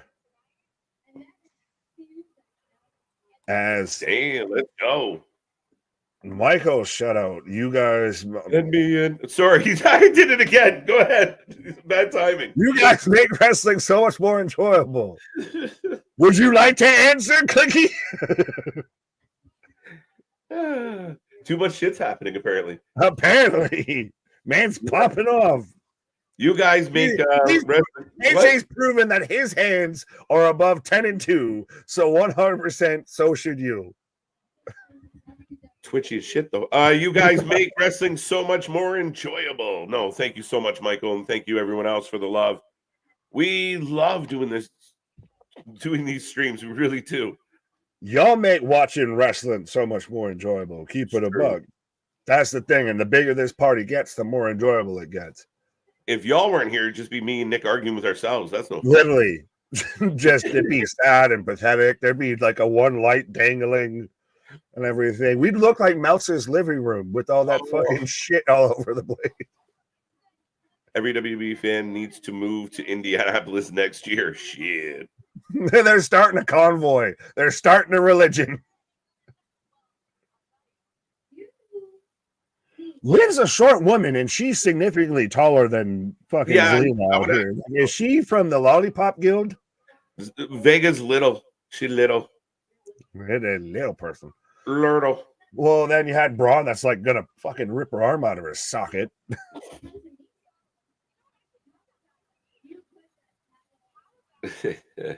Yes. So we are setting up for at least a title match between Liv and Zelina. And the crowd pops for it. Zelina has been Def Rebel. They all have been Def Rebel. Oh, she said for right here. The champ's gonna. Yeah, she's gonna brush it off. I'm in the middle of something right now. I'm trying to get my Hawk Tui on. Thank you. But this is the most like coherent and concise and best character that Liv's actually felt like. She's always just been kind of like, you're the party Jersey girl. Let's have fun. Yeah. Yeah, there feels like a different level of maturity with Liv right now, a different level of confidence. I know there's haters out there, but there's also a whole lot of simps. Again, I think the argument. I'm showing up like the fucking disheveled stepdad. They got that mic turned way down. Dirty D. Yeah, well, still, this man, bro. This man's in his clubhouse, just walked away from his clubhouse with his friends, and 30 plus some odd years old, his clubhouse with his friends, with that mustache and that mullet, eating chicken nuggets, playing 2K24 that his girl bought him. Yeah. Or actually, the girl that's trying to get with him bought him. Right. Like, if this man isn't a neck beard with no neck beard, I don't know what it is. This is so much for like real life right now of like and everyone's wondering like, no, this is every wrestling fan's fucking wet dream right now. This is what they want to have happen. This exact scenario of like the loser dude that's not even good looking somehow banged a 10 and she's spoiling him, treats him like gold. Like I said, this is every IWC fucking idiot on Twitter's fucking wet dream right now. Pause. Hashtag just not sponsors that might be mad about me saying that. Dom says I'm not her man, Nick. Good. Deny it, you motherfucker. My man out here with all the porn stash. As instantly though, every time this man tries to tug. Zelina is like Sasha. Oh, I disagree, Steele. I like. No, Zelina. she just looks like her. She just looks like if you took Mercedes and shrunk her. I love Nick's background, Wrestling for Life Network on the old TV. Yeah, it's true. Yeah, we did this even for the whole White Rabbit and everything, and now it's funny that what comes around is all around, Ricky.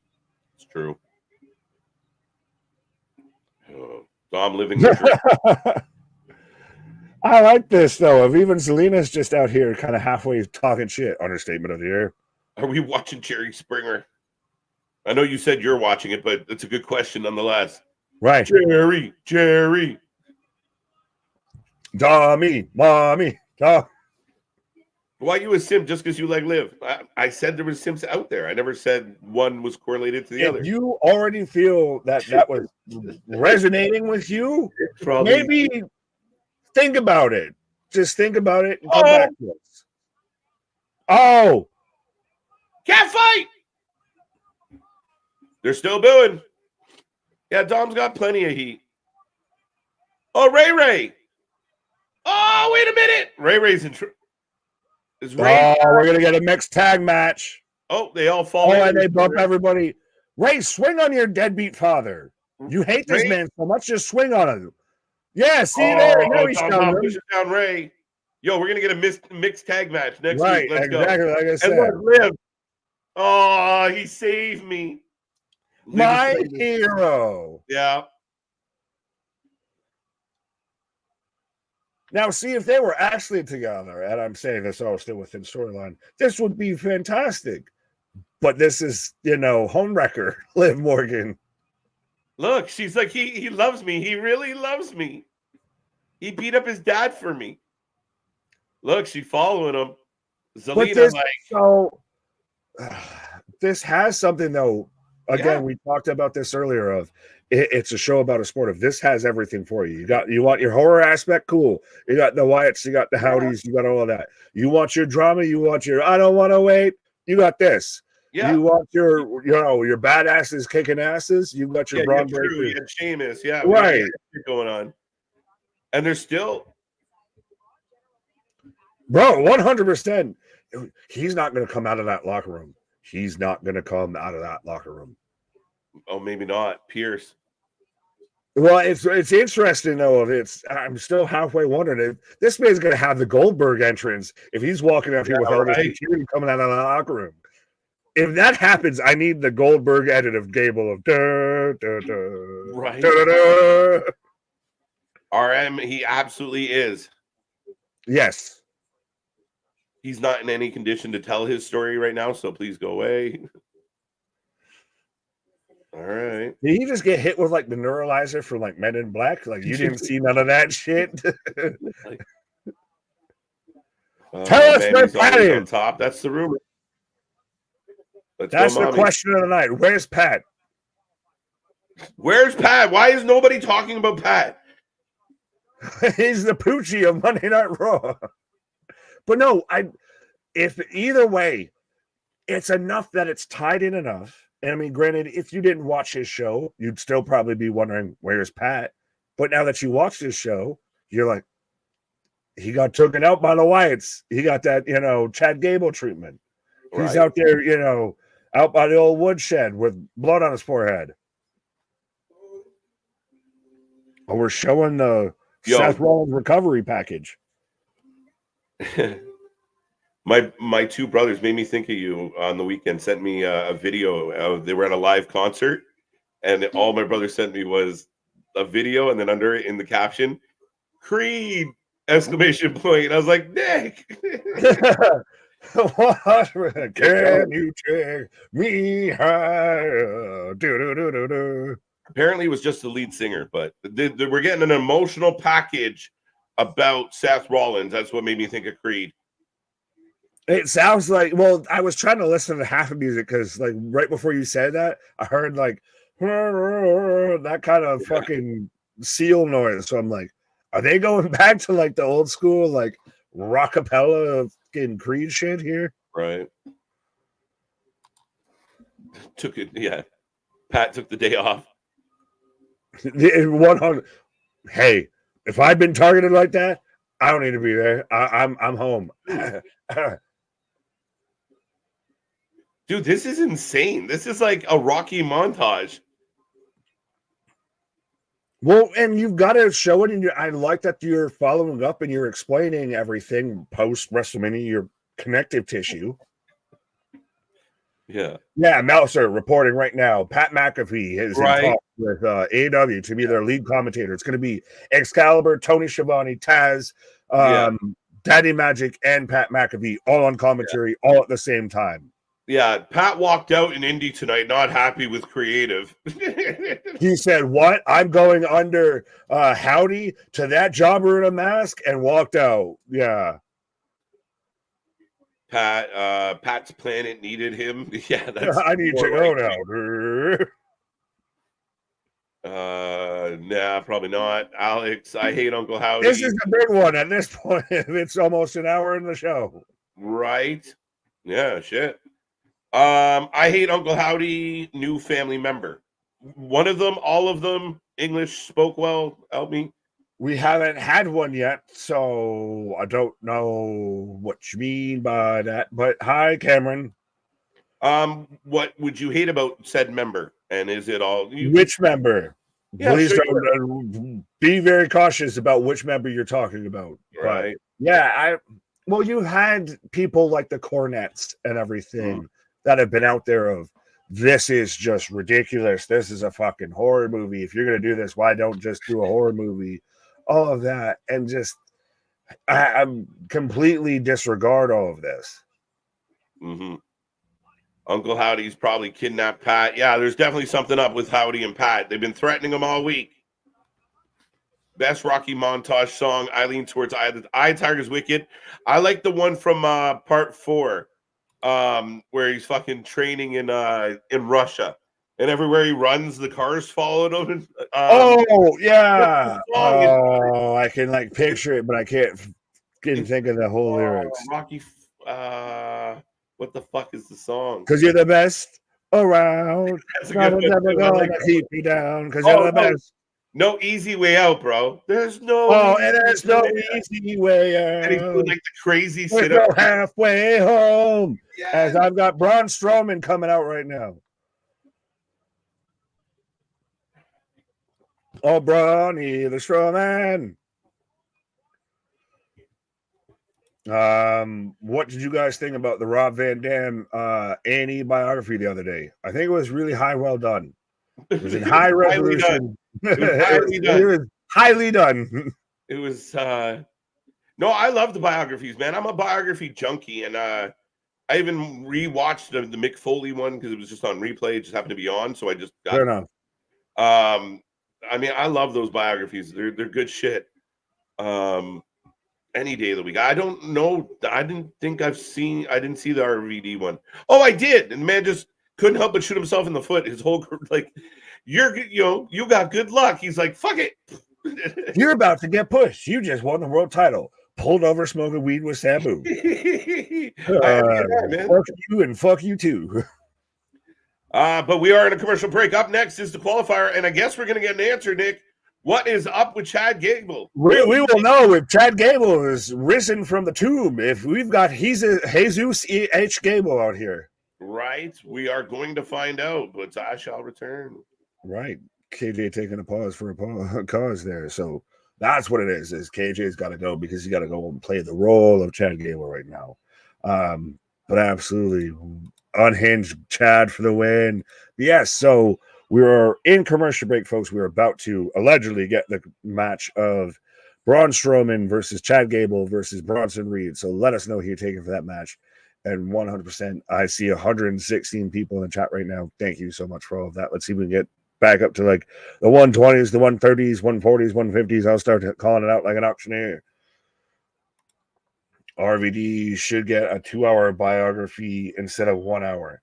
Well, and that's when you get into the whole like the super breakdowns and everything like that. Like I have still a collection of like WWE DVDs and everything. Like I have all the stuff of like the best of WCW Nitros. Like I got the stuff that wasn't WWE shows because I knew if they ever got funky with the network, I tried to get as much non-WWE stuff because if they own the rights to it and they got funky with it, they can fuck around with it. But I have like the best of Nitros. I have like the best of I have a couple of the volumes of like the highlights for ECW. Like I have the Paul Heyman documentary that they did and everything, which is actually really good if you have not watched it.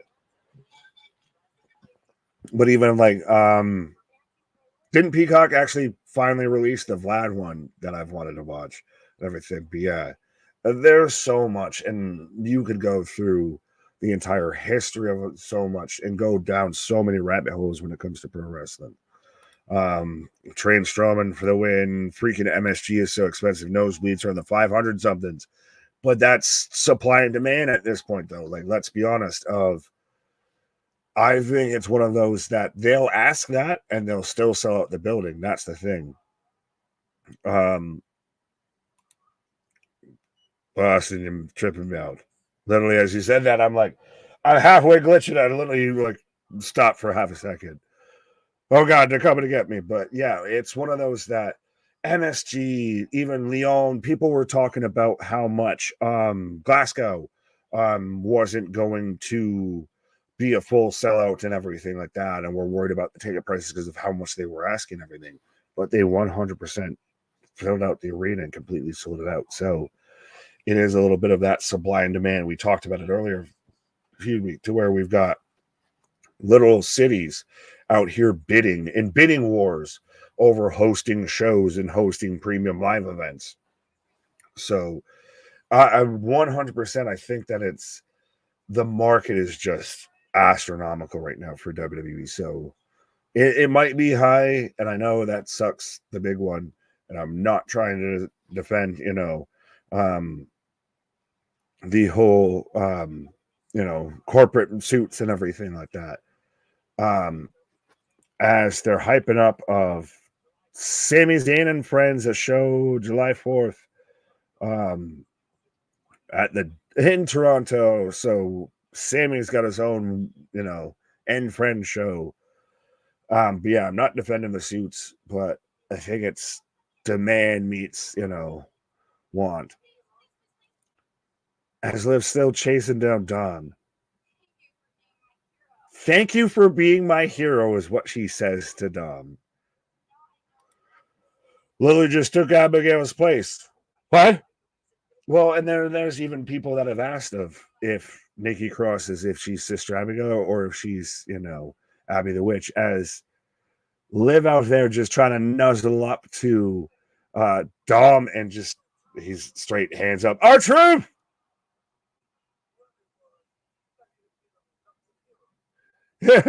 Whoever it was, he seemed like he was being a reluctant hero.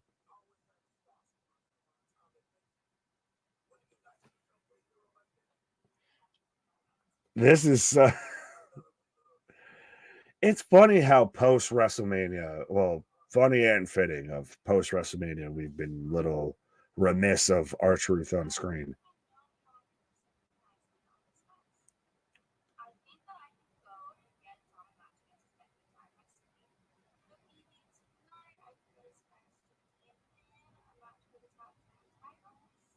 Oh, this is good if this is how they're going to get to this. So R-Truth getting played like the gullible out here of R-Truth thinks that he's doing something good and he's helping Liv's out here of, I think I can get Dom a match versus his deadbeat dad next week, but maybe this week I can get Dom and his friends a match against the tag team titles or the tag team champions tonight, or you know what I'm saying? God damn it.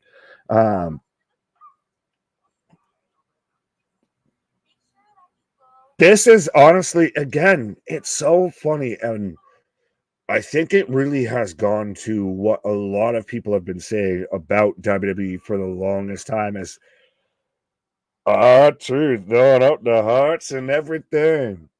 But as Miz is out here losing his mind on commentary. Oh, this ain't funny. What the fuck are we doing? Speaking of hard-ons. This is where you get Pat, god damn it. Miz running out. We still haven't started the match, so I didn't miss shit.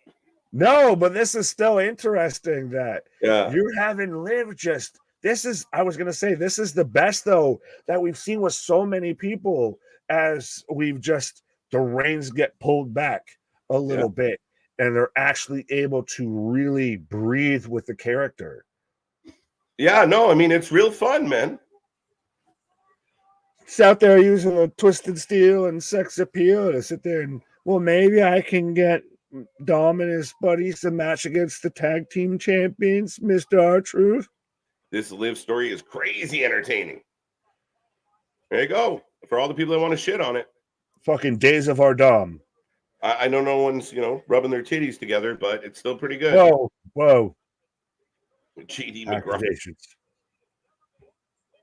We still have yet to see Gable. No Gable, no Pat. What is happening on Raw tonight? They have so many questions up in the air. As Bronson has made his way to the ring, folks, I guess I could take down the old poll and put up a new one. As we got the big beefy boys about to slap meat here as we've got the Alpha Academy insignia here. There's Chad. Looking unsettled. He's got to cut the promo. But no, you got to give me him walking out there. He's got to get walked to the ring with security and everything. All right, folks. Let us know who you're taking, as Chad's got a mic. Do you believe in miracles?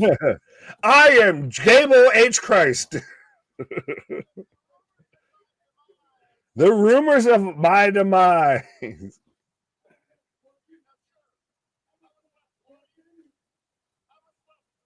Bludgeoned. Shout out to the bludgeoned. By a bunch of monsters. Why? Chad Gable cannot be killed. That would have been a perfect spot to turn the lights out. Yeah, you lied. Exactly, Charles. Barrett on SmackDown, Larry. Facts. Braun for the win. LOL, Nick. I believe in Joe Hendry. I believe I'll be right back, and hopefully I don't miss shit. Nick, just because I'm a huge Raven fan, and I know the Ravens a bit, this match reminds me of when you... Wait, what? When Raven took on Kane at show at we're glitching. We're glitching. I was about to go. We're glitching. Run! My mind's telling me no. But my body. Oh, he's talking about the Raven match at 17, where Raven went over the fucking power cord and damn near shut the fucking whole show down. Yeah, I thought it was a football question. No. Well, Raven, I can see that. Sign says, get the F back. As we are starting off with the World Wildlife Foundation. Poor Chad having a rough week.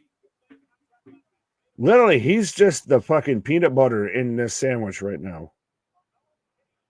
He's between one big sumbitch and one big New Zealander. He's not even Samoan. Sweet, sweet. I believe in Mark Henry. I believe in Mark Henry.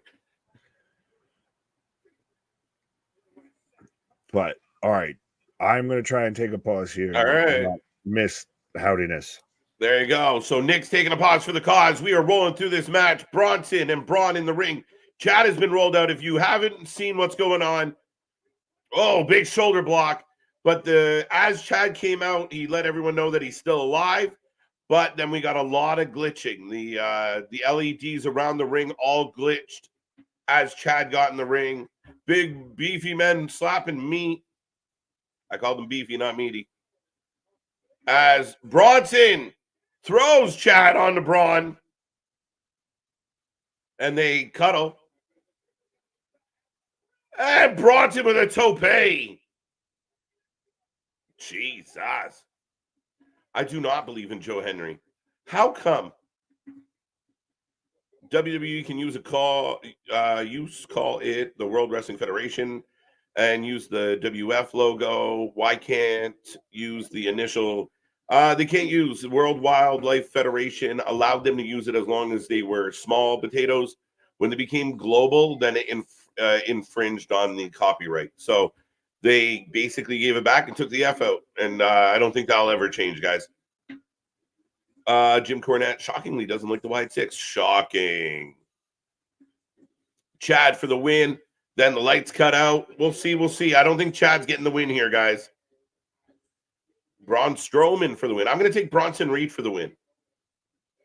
Since Michael Cole is calling the matches all alone, I'll channel my... There you go. Good choice, Christian. Good choice. Folks, we are rolling on. We are in a commercial break. The triple threat. Who will qualify for the Money in the Bank? We are back tomorrow. NXT should be a fun one. Tag team gauntlet match for the number one contenders. And then Dynamite, the go-home show for Forbidden Door. Thursday, we're going to do our preview and predictions for Forbidden Door. Friday, SmackDown. Sunday. We will be here live for Forbidden Door. It's going to be a crazy one, folks. Do not miss that one. And we're here all week long. We watch more live wrestling than anybody else out there. If you haven't hit like and subscribe, please do so. And I love seeing triple digits in the chat. Let's see if we can get even more. Can we get to 150? Can we get to 200 tonight? Let's go. Paul Levesque doesn't want to get sued by the Pandas. Facts. There it is, Alex. What I meant to say is that WWE can call themselves the World Wrestling Federation and use the WWF logo, but cannot use the WWE, WWF initials. Yeah, I think they're just going to keep it status quo. But yeah, I see what you're saying. I don't think it's shocking at all. I usually agree with Jim, and I think the Wyatt 6 is fun, but I knew he wouldn't. Yeah, it's not his cup of tea. And again, different strokes for different folks. I think my issue sometimes with Jim, and I will remind people who are listening, I started doing all this because of Jim, to counter Jim, but I'm a big fan. Nowadays, it took a long time for me to get my head around what he was doing. But yeah, it's not his. And again, he did some of his spooky stuff, and he was involved in some spooky stuff. So again, it's just like he's never gonna like it, guys. It's just the way it is. He wants to see, two guys with beer bellies punching each other. That's his style, and he's not wrong. But yeah, it's not his cup of tea. And I think the shocking was sarcasm. Unfortunately, I'm hearing Ludwig Kaiser suffered an injury tonight on Raw during his match with Braun Breaker. Wrestle votes. All right. We'll see. I hope not. I really like what Ludwig's doing.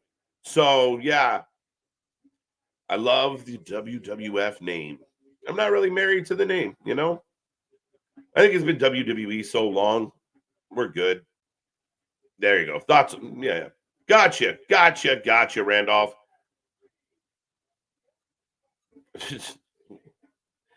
We'll leave that one alone.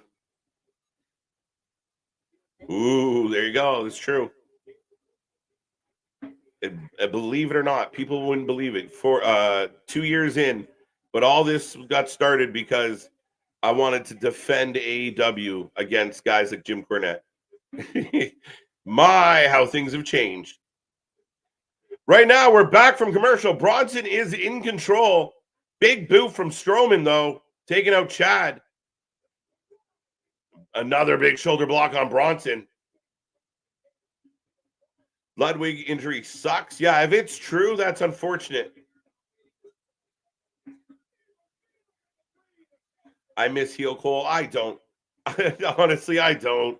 Eric, that was some bad shit. As Strowman just chucks Gable into Bronson. And here we go for the Strowman Express. Around he goes. Big shoulder block. Big shoulder. Oh, I thought he misread, but apparently not. Do you think Don Callis will cost Will? I hope not, Emo. I really hope that's not the case, honestly. That'd be a tough shout. And again, it's been so weird with Callis, and huge suplex on Bronson by Chad. But yeah, I really hope it's been very complicated, a little convoluted. I don't want Callis to be the reason that Ospreay loses if he loses. Braun tripping up Chad, pulling Bronson to the outside. It'd be crappy. AEW gonna get Big Bang this week, so it'll be back to 700. They hope, sir. They really, really hope. Heel Cole. The crowd loves Strowman. Strowman getting a huge pop, huge energy as Chad still hung up. But, oh, wait a minute. Judgment Day here beating up Strowman. It's been really interesting.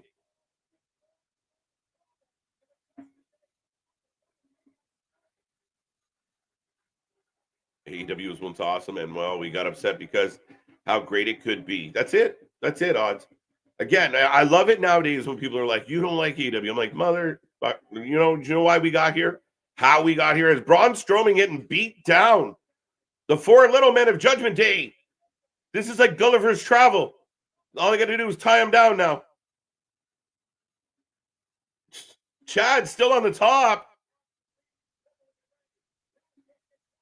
Money, Big Bang reruns make more than back. Big moonsault on Bronson. And Gable gets the win. Shit, I was wrong. Gable gets the win.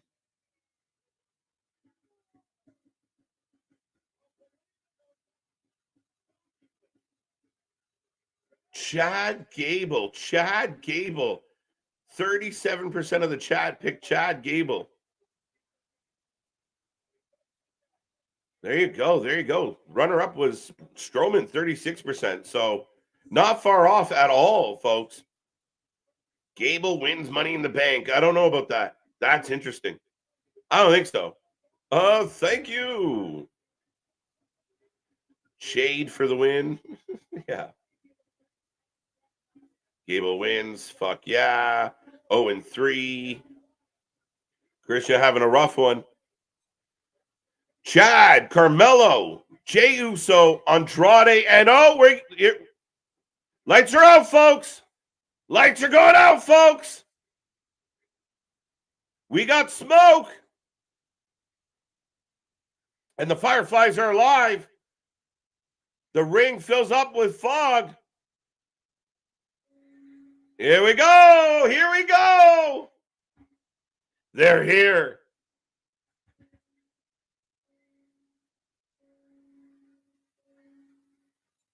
Here we go.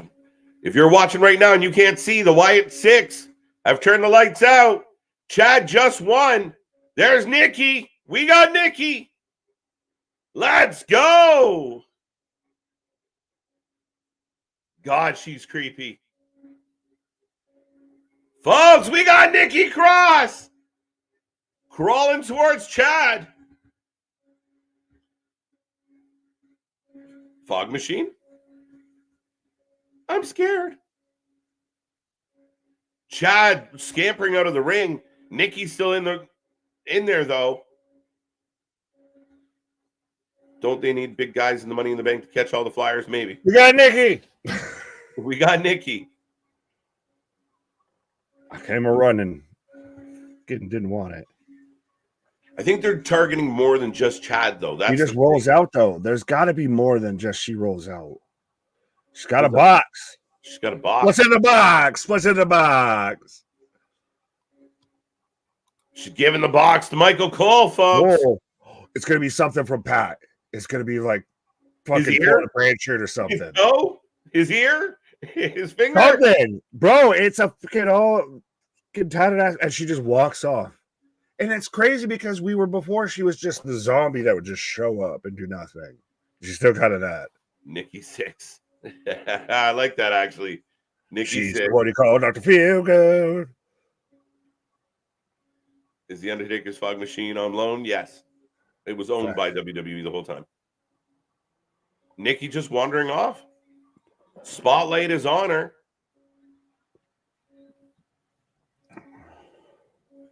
Follow up. Oh, it cuts off. And she fades into the darkness. Oh, let's go. As they get the... All right, folks. Deer antlers. Maybe. Pat's voice box. Maybe. Something. Security. What security's running out for that? Yeah. Honestly, you ain't paying me enough to go fucking deal with that shit. No. Nikki, almost a demon. I love it. That's funny as shit. Christ. Wow. Woo. All right. That was pretty much mad. Why? Fucking wrestling fans kill me, guys. That was mad. Why? Because they didn't murder everybody? Again, you can't do all the things all the time. She just delivered a package. That's all that was. But that's the thing, because you don't get all the things all the time, because not every moment is, holy shit, this person just showed up. Holy shit, that debut. Holy shit, that person destroyed that. That's also the double-edged sword of when you have a week of holy shits, when you don't have a holy shit. But that's still a holy shit moment. Nikki coming out, being creepy, doing her thing, giving the box to Michael. We still don't know what's happening with Pat. Again, it's like, I know maybe not everybody reads books, but like not every single page is like a burner. Like you got to get through. Everybody reads books. Like, just wait a like subtle asshole comment.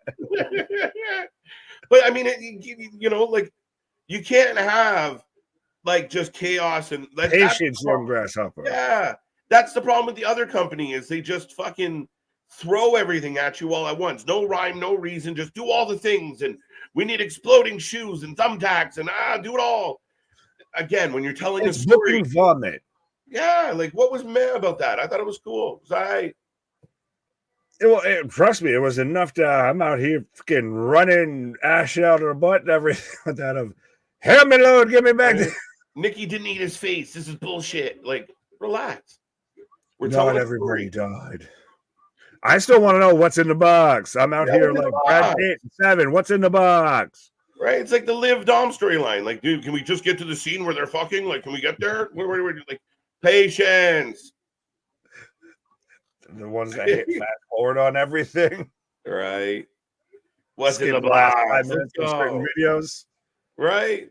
We want Alexa. Hang tight. Alexa's coming. Screw security. We need an exorcist. Yeah, no shit. In nomine Patri, Filii, Spiritus Sancti. Holy water, holy water. Stoner Jesus, save us. Help us, Jesus. You're our only hope. Having an opinion isn't hating. Sorry, it doesn't align with you. Well, Mr. Boston, but he was responding to TJ. Calm down first. No, I know, but okay. Go ahead. Again, I don't really subscribe to the this sucks. Why did it? What didn't you like about it? What were you hoping for? Nikki Cross, new character, look hot. There you go, emo girl. That makes sense. I understand. On one hand, we host the show and it's comments in the chat and everything like that, but it's one of those little bit. If you're gonna have an opinion, have a reasoning behind it. Outside of it's just man. We don't sit there and just say something sucked and leave it at that. We explain our work. We explain the reasoning of why we got through that thought process. We show the scientific equations here. Right. You're not allowed. No, don't do that. No, this is the place you're actually allowed to. So it's allowed. It'll fly. If you can handle the counter argument, if you can handle the blowback, that's the catch. Right. If you can handle it being open dialogue, open forum versus, sensitive. And I like Nikki. I like creepy Nikki. Oh, I've always liked her. I always think that she's been really talented, and especially we saw what she did with Sanity and everything, and now that she's actually got a solid direction and something like this, I think depending on how they want to use her in this, I don't even want to say future world champion because they don't need titles, but it's going to be interesting of how they use them. Do they just exist in feuds? Do they? What do they want? It's Open the box. We get an open it chant, folks. We're getting an unboxing video with Michael Cole. This has got to be something to do with Pat. Notice how all of his friends have moved from that row, by the way. That's true. It's a VHS. Play me. Where are you even going to find a VCR? Right. Half the audience. It just so happens I have a fatback TV right here. Right. Oh, this is where we're going to show Pat getting beat up or something. Yeah, this is the Pat tape, guys. So that's what I mean from the fans. And I think this is why people felt this way. Oh, there's still Nikki. Sorry. We just got Nikki. Nothing major happened. Again, it's a 3-hour show. You have Triple H talking about, wow, wouldn't it be cool if the Bloodline and the Wyatts met at one point? Gable going to Otis, though. Sorry. You got to help me. You got to help me. Please help me, Otis One. You're my only hope.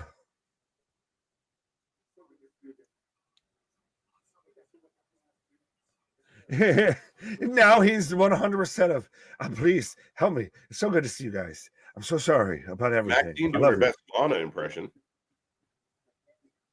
Are they not the same person? It's a good question.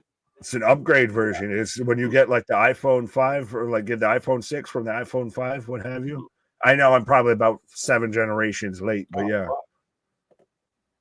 Otis storyline. That's a question I have, AJ, as well. Now they're still there. They're still tied to them. So I don't know, but I'm very curious with that as well. That's a valid question that I don't have an answer to yet. VHS is pumped. Yeah, it's the ripple effect, though. But that's the thing is, Otis is saying we're done. And yes, the box will address Pat McAfee. Bro, Maxine is constantly always out here. Like, she's just the one that got the lead in the high school film just because she's allegedly good looking. Like, right. There's no talent, there's no skill, she can't even say words properly. Right. But this is the ripple effect of he's trying to go to any little bit of friends that he have. Nope, here we go. No. Hey, here we go. Get a Creed Brothers and Ivy now. There we go. We get our own little actual, world's greatest tag team. The Alpha and Academy then we cut away. They need a supernatural security. Maybe Mordecai. Maybe Mordecai back.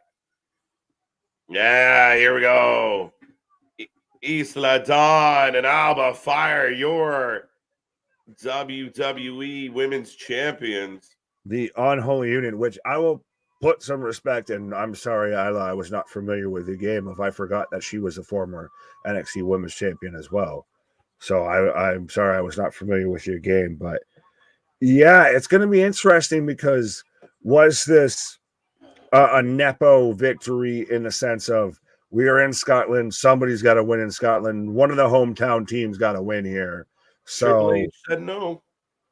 His answer was you can say no, but what happens in booking proves otherwise. Well, again, but I think they could have turned around and pulled the belts real quick. I think he likes them. I think he felt like they earned it. They had been waiting around for a while to do something.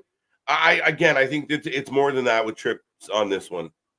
Oh, I'm glad that they're used and everything. I think it's going to be very interesting to see where like Bianca and Jay go with this, where the whole tag team scene goes here.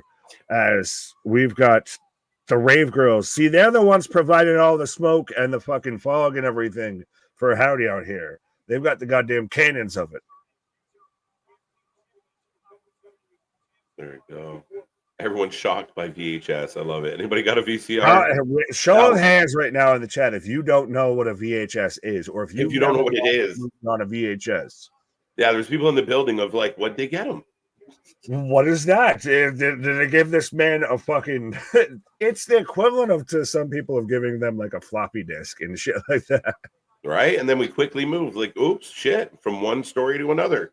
Chad Gable needs assistance. Chad Gable's afraid of the Wyatt Six, and they clearly have picked him as one of the targets.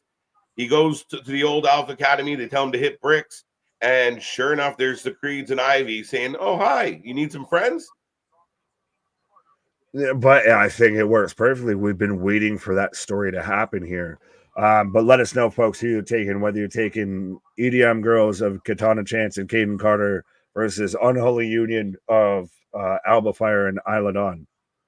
There we go. Video package inside a package. Brilliant, Howdy. Howdy is a comedian. Howdy's a comedian now. I like that. We're done. Oh, shocked. So she gave them a retro QR code. Cool. Listen, Boston, as you've been out here, fan of the QR codes. Yeah, and I like that though. That's a good way to put it.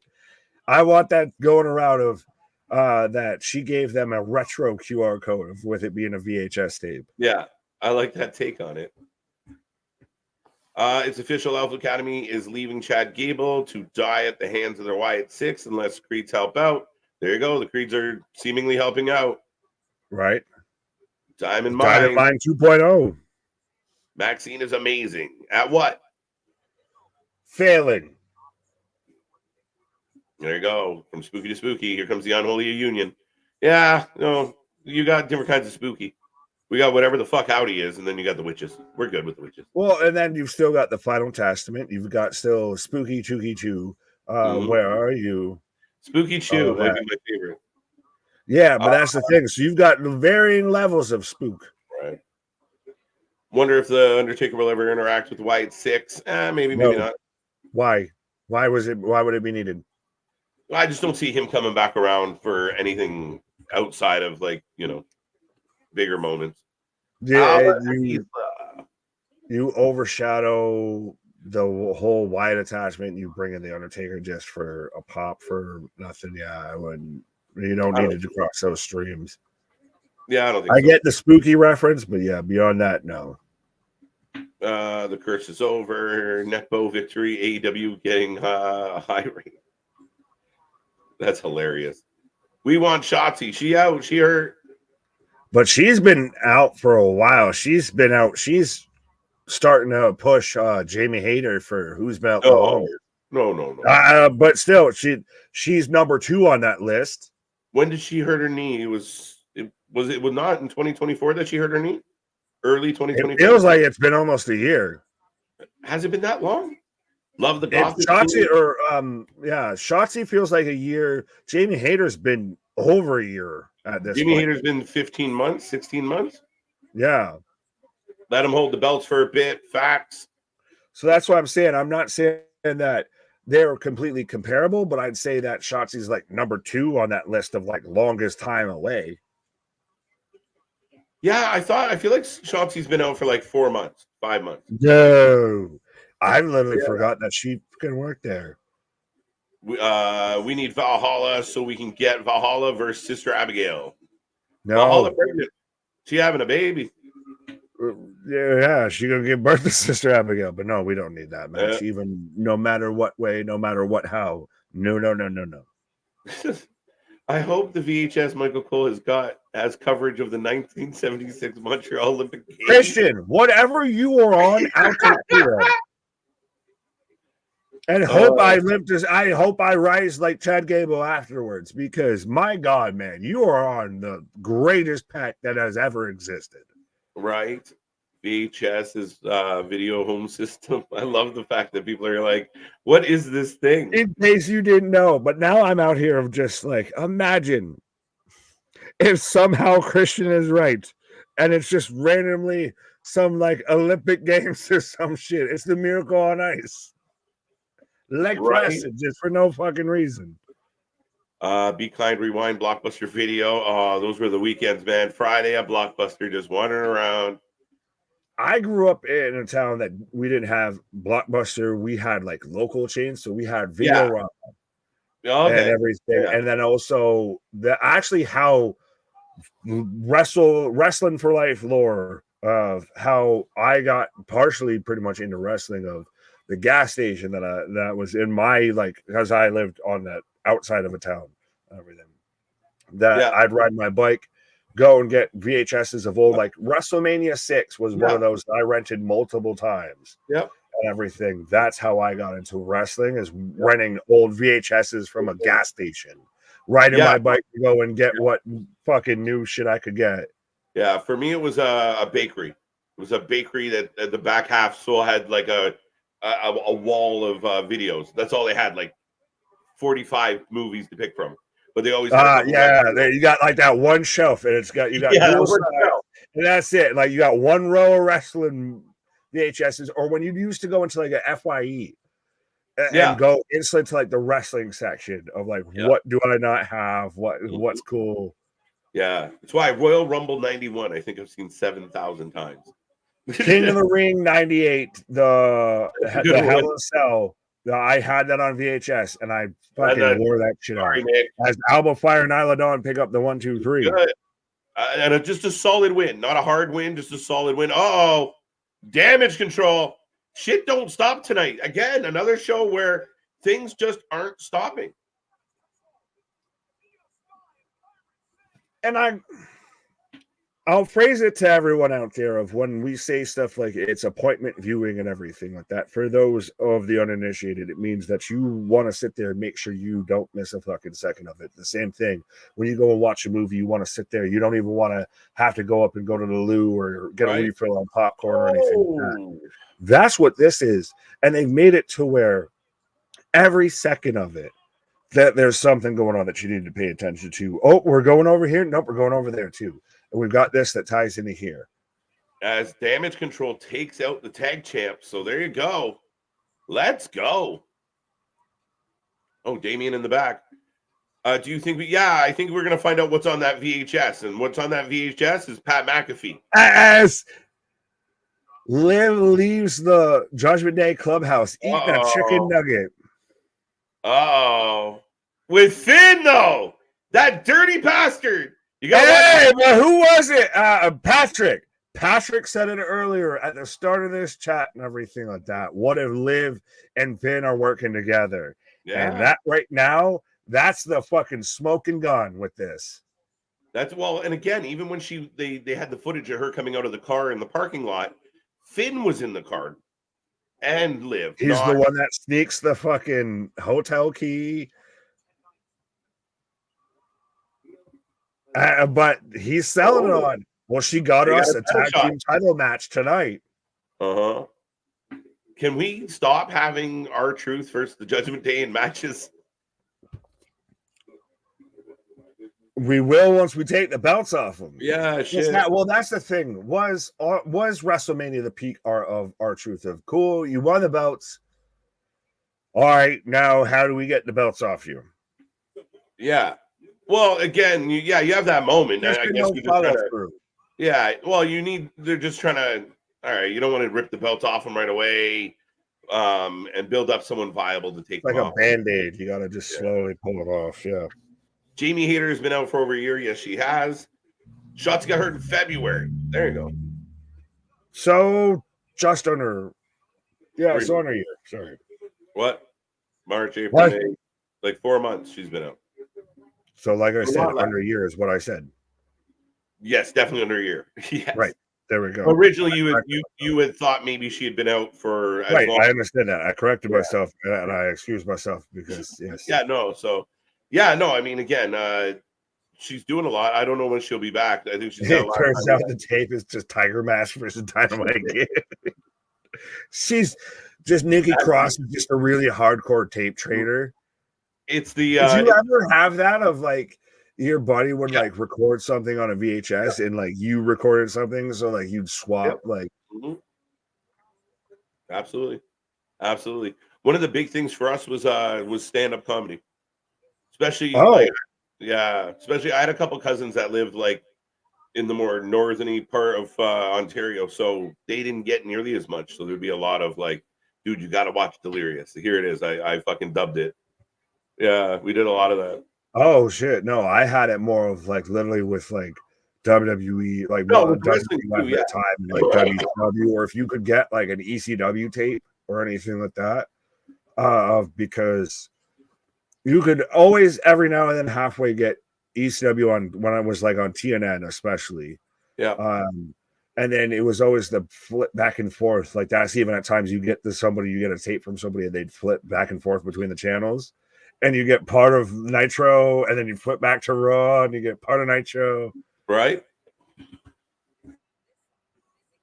Yeah, no, that was the best. And again, a lot of being young, and I mean, I know some of the younger fans out there don't get what we're talking about at all, but yeah, those were the fun days where you would like literally. There was stuff where I had only seen like half the show for years, where I hadn't seen like somebody gave you.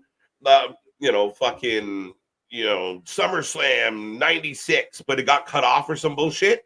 And you never knew what the fuck happened in the rest of the show. You're like, all right.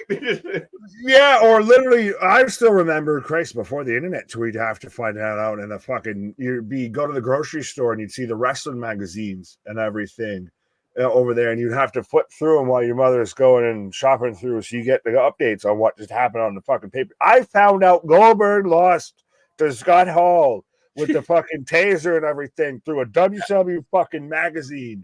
Amazing. And I believe a PNC grocery store, not even a Price Chopper, a PNC grocery store, if anyone remembers what the fuck those are. Right. Yeah. On a magazine wagon. That's how you had to find out, as we're dating ourselves like a son bitch. Well, folks, we're in commercial break, rolling through the night. More to come. We'll find out what was on the VHS. We got more matches coming your way. And again, we're here all week long, but who's been out longer? I think DMD and Jamie Hayter, their last appearance was the same time. Which was no, Jamie Hayter's been out way longer. Jamie Hayter right now has been out. But the last match Hayter had to drop her belt, DMD was there, and then both of them DMD wrestled past then. Did she? She at least appeared. I won't even say if she exactly wrestled. No, Jamie Hayter's been out for the longest time. Jamie Hayter has been out longer than I think anybody else right now out of the top 3 U.S. promotions. Yeah, I thought the night that Jamie Hayter dropped the belt was the last time we saw either. Jamie Hayter was out before All In. No, well, she dropped the belt at All Out to Saraya. Or no, the week before, it was before that. She wasn't at Wembley. It was the pay-per-view before that. Sorry. So that was when she dropped the title. Yeah, so she's been out since Wembley. Yeah. No, before Wembley. Before I went, but that's even worse. Yeah, she's been out like 15 months, man. Exactly. She's damn near out there fucking almost 2 years. Not quite, but yeah, no. And I think that, I think that's the last time we saw Britt. Now, maybe I'm wrong. Britt did some stuff after, but it's been around the same. Yeah, no, because you had the stuff with Britt of like, I'm mad you're not used to be there while I want to, and she was not, it wasn't exactly interested. She kind of walked off. As we're getting finally the teases for the build up to the WrestleMania main event, so they're finally going to release this YouTube documentary after fucking God knows how long. That it's been alleged, it's been reported, it's been rumored that Dwayne had to have final say. He had to have director's cut.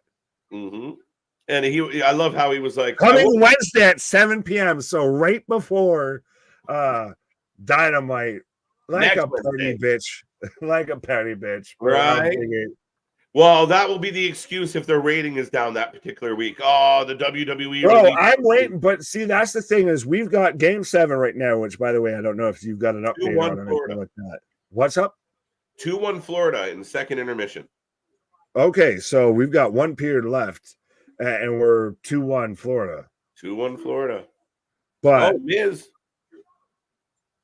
How I don't think we'll see a ton of discourse or a ton of dialogue about how that Game 7 affected Monday Night Raw's ratings or this, that, and a third, but we certainly see that with other people.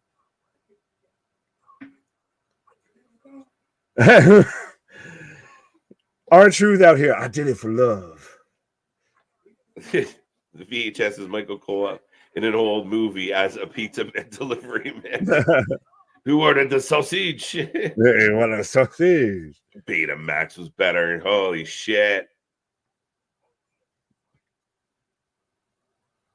My dad would just literally record like marathon. If something was happening, if it was like the old school Batman or if it was a John Wayne or a Clint Eastwood, whatever it was, whatever the theme of the day was, whatever channel was having a marathon, my dad stick the VHS in and hit record the whole fucking day. We took a trip to Florida from upstate New York. Mind you, think about how long that is in a Dodge Caravan. Me, my mother, my stepfather, and my 2 brothers. And most of the movies we watched weren't actual VHSs, weren't the, from Universal Studios or Fox Studios or 20th Century, what have you, fucking VHS version of it. It was recorded off of like TBS or some shit. It was recorded off the TV and everything. And it's like Predator followed by the Terminator and everything. You get all the fucking ad breaks and everything. I knew exactly where, like, even on some of them, there would be commercials in the fucking movies. Like, and I knew exactly where the commercial spots were. Like, all right. Listen, I had a kid brother literally run up the phone bill calling those hotlines. I think we've talked about this. Yeah, we talked about this. My brother Matt fucking blew it up. Loved it. Jamie Hayter caught don't let them do that with Liv right now. It'd just be like, I'm going to call you, Daddy, and buy you. Just get all fucking sex body, get $9.99 for all that shit. Yeah. Yeah, I think it might have been Double or Nothing. Memory's fuzzy on it. I don't know. It's been that long. It's been that long, and there's been that much good wrestling. Who Killed Kayfabe? Episode 1. Let's go. Oh, shit. I like that. That's a fucking fantastic idea. If we could actually take the time. The click killed kayfabe. Well, no, well, I'm saying, and literally, wait, what did you say? The click killed kayfabe in multiple ways. Oh, I think it was already teetering before then. But no. That's what I'm saying, though, of like, if we could literally take the time and actually like did a whole like documentary, like put some fucking 2 years work effort into that. Be a hell of a fucking movie. Hilarious. As we got Damian in the ring cutting a promo.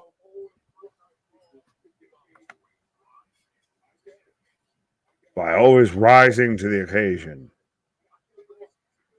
See, it's shit like that, though, at times with Damian, of like when he says that and then has to like nod towards the audience and everything. It's like, all right, that's where you're supposed to do the thing.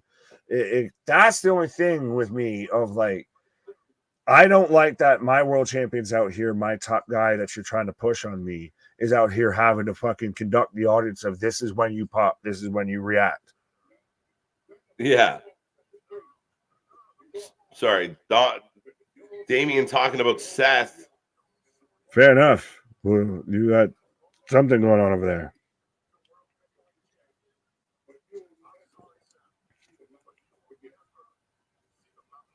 The movie ring. Damian saying Seth will never see the mountaintop again. Burn it down. Here we go. It's still crazy again to me that we talked about this at the start of the show, that this man returned last week and is still the fourth most talked about return of pro wrestling. It's crazy. On the WWE side that week. Right. Return to debut. No, Seth Rollins out. The crowd goes wild. And again, like you said, I mean, there's a depth here. And a lot of the segments, if not all of them tonight, are all telling some type of story, bringing some type of angle, some type of rivalry. And here we are. I mean, we've talked a lot about a lot of people. And now Seth Rollins is here. It's crazy. It's one thing again, and this is, I guess, halfway peeling back the curtain of going more Siskel and Ebert when it comes to talking about wrestling and talking about a show and everything, of the pacing of everything. You have your moments to where everything, you have your moments where you breathe a little bit, you have your moments to catch you off guard, of everything still but keeps the same pace, of everything's moving along, everything's tied together, there's constant threads going through everything. Yeah, 100%. Did they play the VHS tape? No, damn it. Not yet. They're going to make you wait. They're still trying to find a VHS player. Yeah, that's the trick. Cruella de Smith. Cruella de Smith. If he doesn't scare you, no other man will. It's actually Snow Leopard. Thank you. I was initially about to say this man came out here after killing a snow leopard. Man just sat under an oil spill.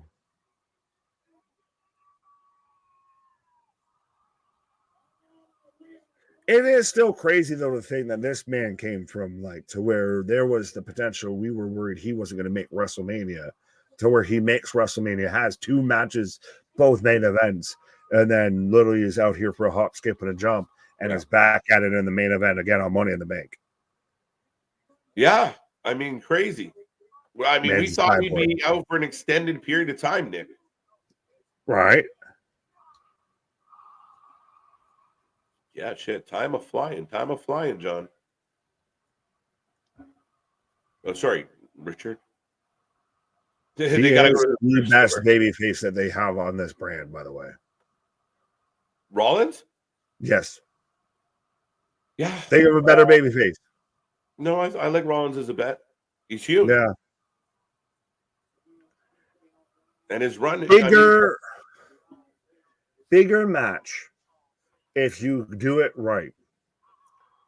Roman versus Rock or Roman versus Rollins of the final payoff of you go all the way of 10 plus years, what have you, go all the way back to the Shield breakup. You go to where Roman damn near almost cost himself the championship because he went after Seth to fucking take him out. I think I would want to see the second scenario more. I mean, as far as being the bigger of the 2 payoffs, it's still I I mean, it's going to be The Rock, I think, overall. It's just, again, just the dynamic of The Rock being involved, blah, blah, blah. But, I mean, the better of the two would be a really cool story to kind of go full circle and cap it with one more time between those two. See, the best thing is you can do both of them. Yeah, that's the best part. Right. And lose nothing. Like, that's the thing is we've got Drew and CM Punk going. We've lost really nothing, I feel, between Seth and Punk. Ooh. Huh? Sorry, Nick. So Seth asked the crowd, do you believe anything that's coming out of Damien's mouth? And they all scream no, of course. I was waiting for somebody to just say, Joe Hendry. Right. You Priest say believe, I got to say Joe Hendry. Right. Priest as champion is a whole lot better than Swerve. I think it's been more compelling than Swerve. I think it's been more compelling. Sorry. It's a good one. It's a good question. Well, that's literally that instantly, especially between you and I, if we both talked about you're more of a Priest fan than I am. We both agreed that Swerve's title reign has been kind of booked terribly. He's kind of starting to maybe get on an uptick. But yeah, that's really interesting. Which out of those two would you say is better pushed right now as a champion? I think that Damien's been put in a better position. I mean, he's main eventing shows. I mean, rivalries with guys like Drew, Seth.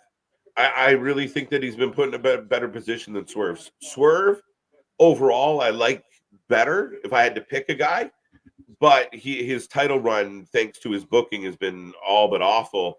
Damien, people might not like Damien. I see some of the comments where, you know, he's still trying to find his voice, his connection to the crowd a bit on promos. I see that. I hear that. As they're telling him he sucks right now. Right. But I think just in spite of some of his downfalls or flaws, they are giving him every opportunity to succeed. Where the other companies almost like through all the success of Swerve, they're doing everything they can to help him not succeed. Absolutely. Well, at the end of the day, 100% of, I'll even say this, of being as vocal as I am on Damien, Damien's had the better wins. Damien has more prominent matches, has been put in a bigger spotlight of, I know, and think about it, they both won the title around the same time, if I remember correctly, of when Revolution happened and when, or no, it was Dynasty, sorry. Yeah. And WrestleMania, they both happened similar around the same time. Yeah. Damien's had big prominent wins too that we've literally been out here screaming at each other because it was that contested of you could actually believe that he's not going to win it. You haven't had anything with that with Swerve of it's just been middling. It's been, we even talked about it on Thursday of did even the whole MJF and Ospreay overshadow Swerve and Ospreay. Yeah. Yeah, like, know what this feels like to me with Seth and Damien right now is that John Cena Roman moment. It's called a promo. You're going to have to learn how to do one. That's what this feels like a little bit. Like Seth is dancing around this guy, and he's calling out the fact that you aren't quite who you say you are. You don't even believe that you're the champion you say you are. Like, he's challenging this man and saying all these things. I think that's been the case every time with Damien because I like Damien. I don't know if he's the strongest or he's, think about it. He's been put out there with Drew, who's better on the mic than him. He's been put out there with Seth, who's better on the mic than him. But they're putting him in that position of like this is kind of especially. I get what there. I get what you're saying. It's one of those, like you said, it's called a promo kid. If you want to be the big dog, you have to learn to cut one. You want to be in the deep, you want to hang with the sharks. You got to be in deep waters. Absolutely. Like, can you swim with me? Can you play this game? And look, you just said it. Can you stand on your own 2 feet? So they're gonna have a banger of a match. I still voting Damien as this is a validating match for Damien to make him more viable. How many validating matches do we need? You're entitled to your wrong opinion. Seth's winning this match. Okay. Just like the last. I'm joking. I'm joking. Calm down. I like my wrong opinion. Yeah, woosah, my guy. You just had a whole conversation with yourself. I didn't even get to participate. Yeah. But yeah, no, I think at the end of the day, that's giving the belt back to Seth as the other guy that's held the belt might not be my first choice, but yeah, but you're saying it's a validation match, though. Wasn't that him versus Drew? Wasn't him in the last match? What were those? They were just mini boss fights. I think because of the criticism towards Damian and kind of where he's struggled to take the spotlight, you bring in a big name like Seth to put him and directly talk about the shortcomings and directly kind of challenge him to that validation. I mean, him and Drew was a title match, but the fans still don't really believe in him. They talked about him being the paper champion. So who better than to give him a nod than the former champion? So then where do you go with Seth at SummerSlam? Because I can see where we could go with Damian if he doesn't have the title. Gunther!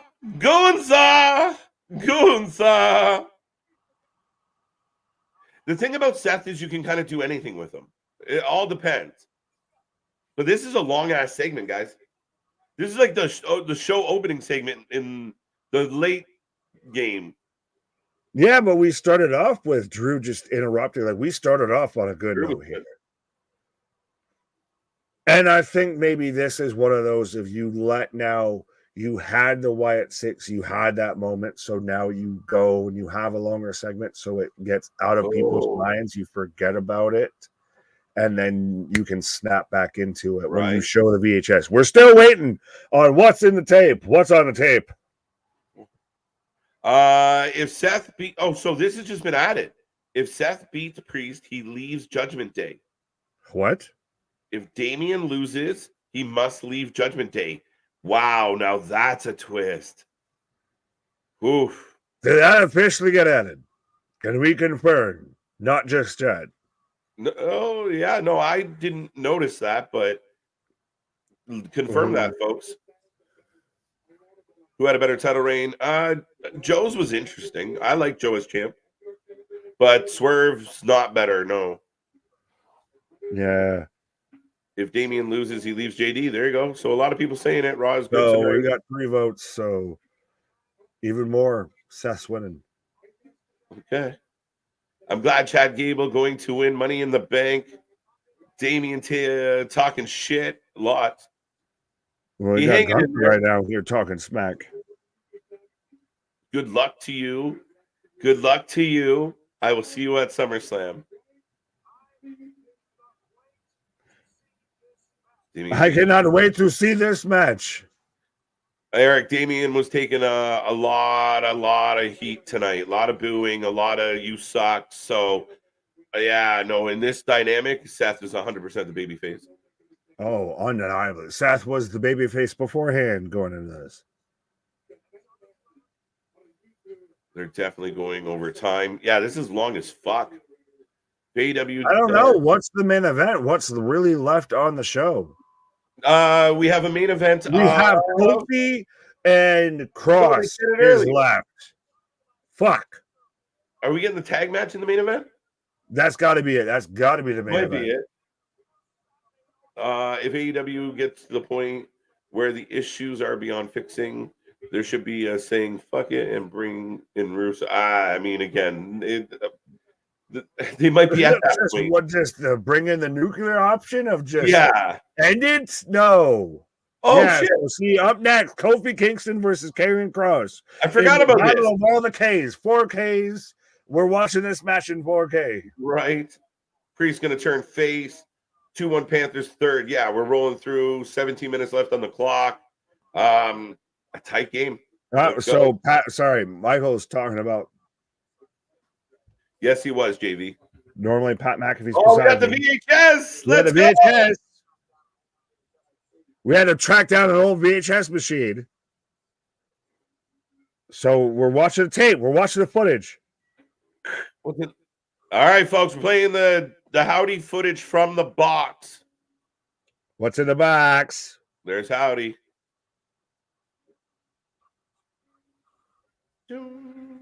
Bro, this looks like the trailer for like some fucking 90s, 80s horror movie.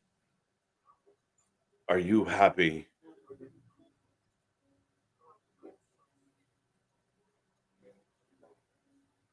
And it's all so warped and everything. He's saying, how do you feel since your loss? Remember that clue was, how do you feel about the loss of, how have you felt since the loss of your brother? Oh, Look, it's Bo. Oh, it's Bo. Shit. Well, because even before with Bray, and you had it to where Howdy was that part of the times on it was Bray under the mask and all. Yeah, this is fucking deep. Of like, though, even how do you feel since the loss of your brother? And this is Taylor actually talking. Sorry, dude. This, I don't care. Y'all can kiss my ass. This is good shit. Goosebumps, my guy.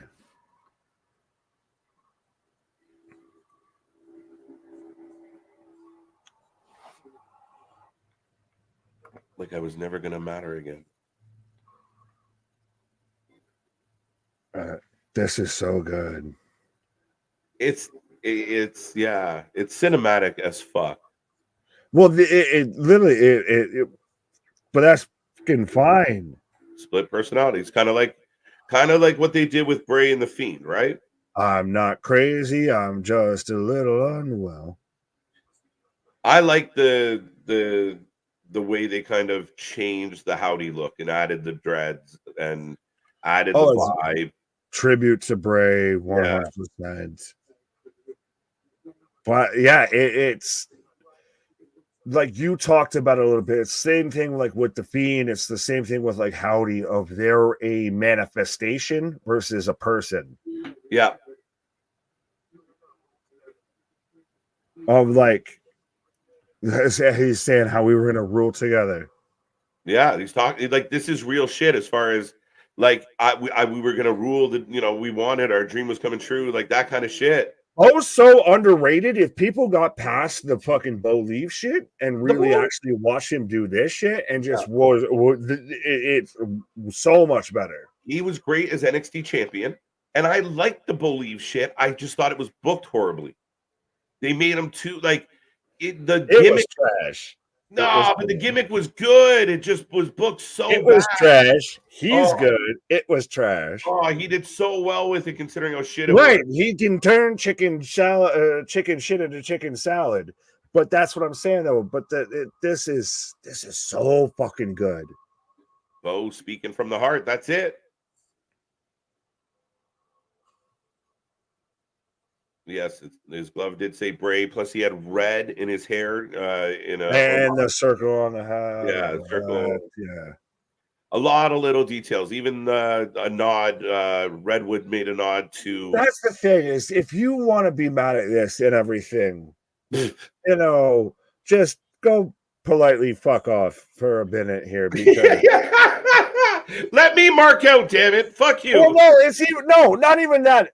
This is like we were even talking about right here. This is a brother publicly grieving and publicly trying to honor his brother. So 100%, just let the man cook for a little bit. Just you don't got to eat the fucking appetizer. Just let the man simmer saute for half a second and then place a fucking judgment. No, and again, it's real, it's authentic, it's heartfelt, it's emotional. You and I were here live for, you know, shocking. Both.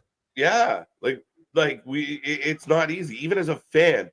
And we sometimes forget, like we took it hard and it touched us and it's sad, but now the people closest to him, and to hear Bo kind of just candidly speak about it, again, it changes the dynamic of what we're getting, and the way they're presenting it is phenomenal. Where's Pat McAfee? Facts. Was that still so? The VHS was just a confession of Howdy interviewing Bo.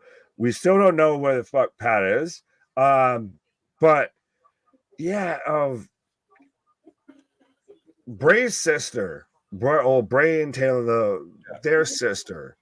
her whole post about after seeing Howdy come out and the tribute and everything towards their brother and everything like that. That's to me what really hit home of like, love it, hate it, however you want to feel about it. That moment at least needed to happen. It needed to happen one way or another. And now let's see how we follow up from it and where we fucking go from here. But goddamn it, if it don't got the world buzzing, he's got the whole world in his hand. 150%. And that's the thing. And that was the compelling thing about Bray Wyatt. Even when he was nowhere near wrestling, he was still one of the most interesting people in wrestling. He still got more clicks than a lot of people out there. He was still over. And he's still over.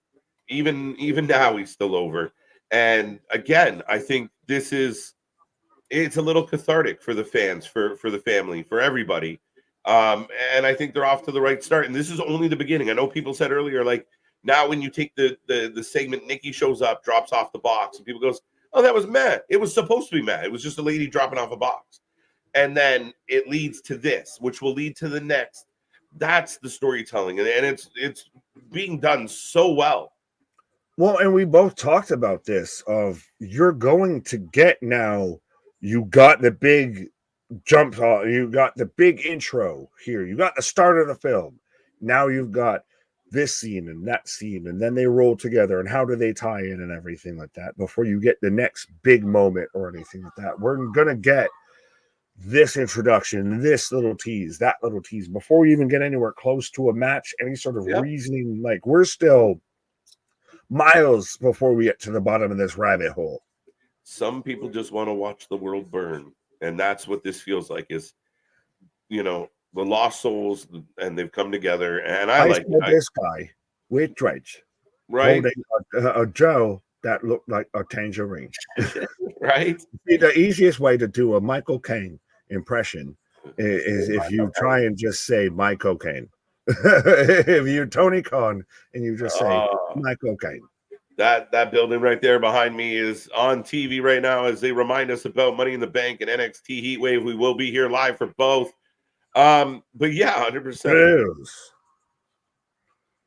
Again, to me, that's enjoyable. And even when I was growing up, I liked that type of gimmick. I liked that type of story.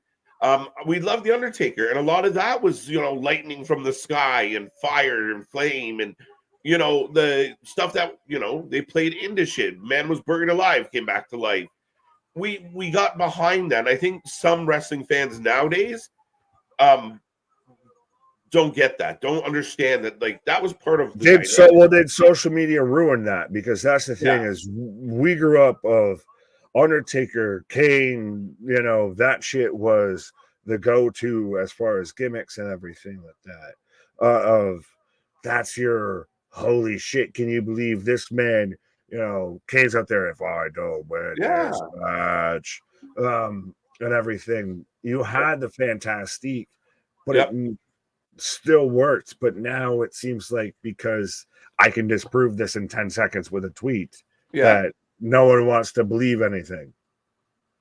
Yeah, that's it for me. And it's just like I get it, guys. But I mean, some of my favorite stuff growing up was like even stupid shit when I was like a kid. And like you had fucking Papa Shango put a curse on Warrior, and Warrior just spitting up the black goo.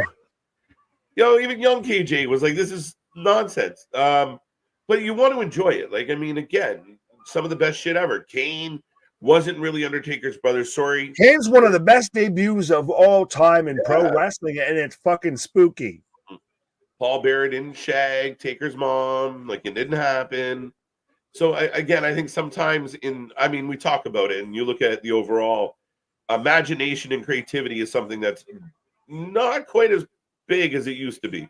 But that's what, though, makes this, and makes, I think, the fact that this is so special, because we lost Wyndham, who we've talked about had essentially a whole cinematic universe in his own mind that could have played out.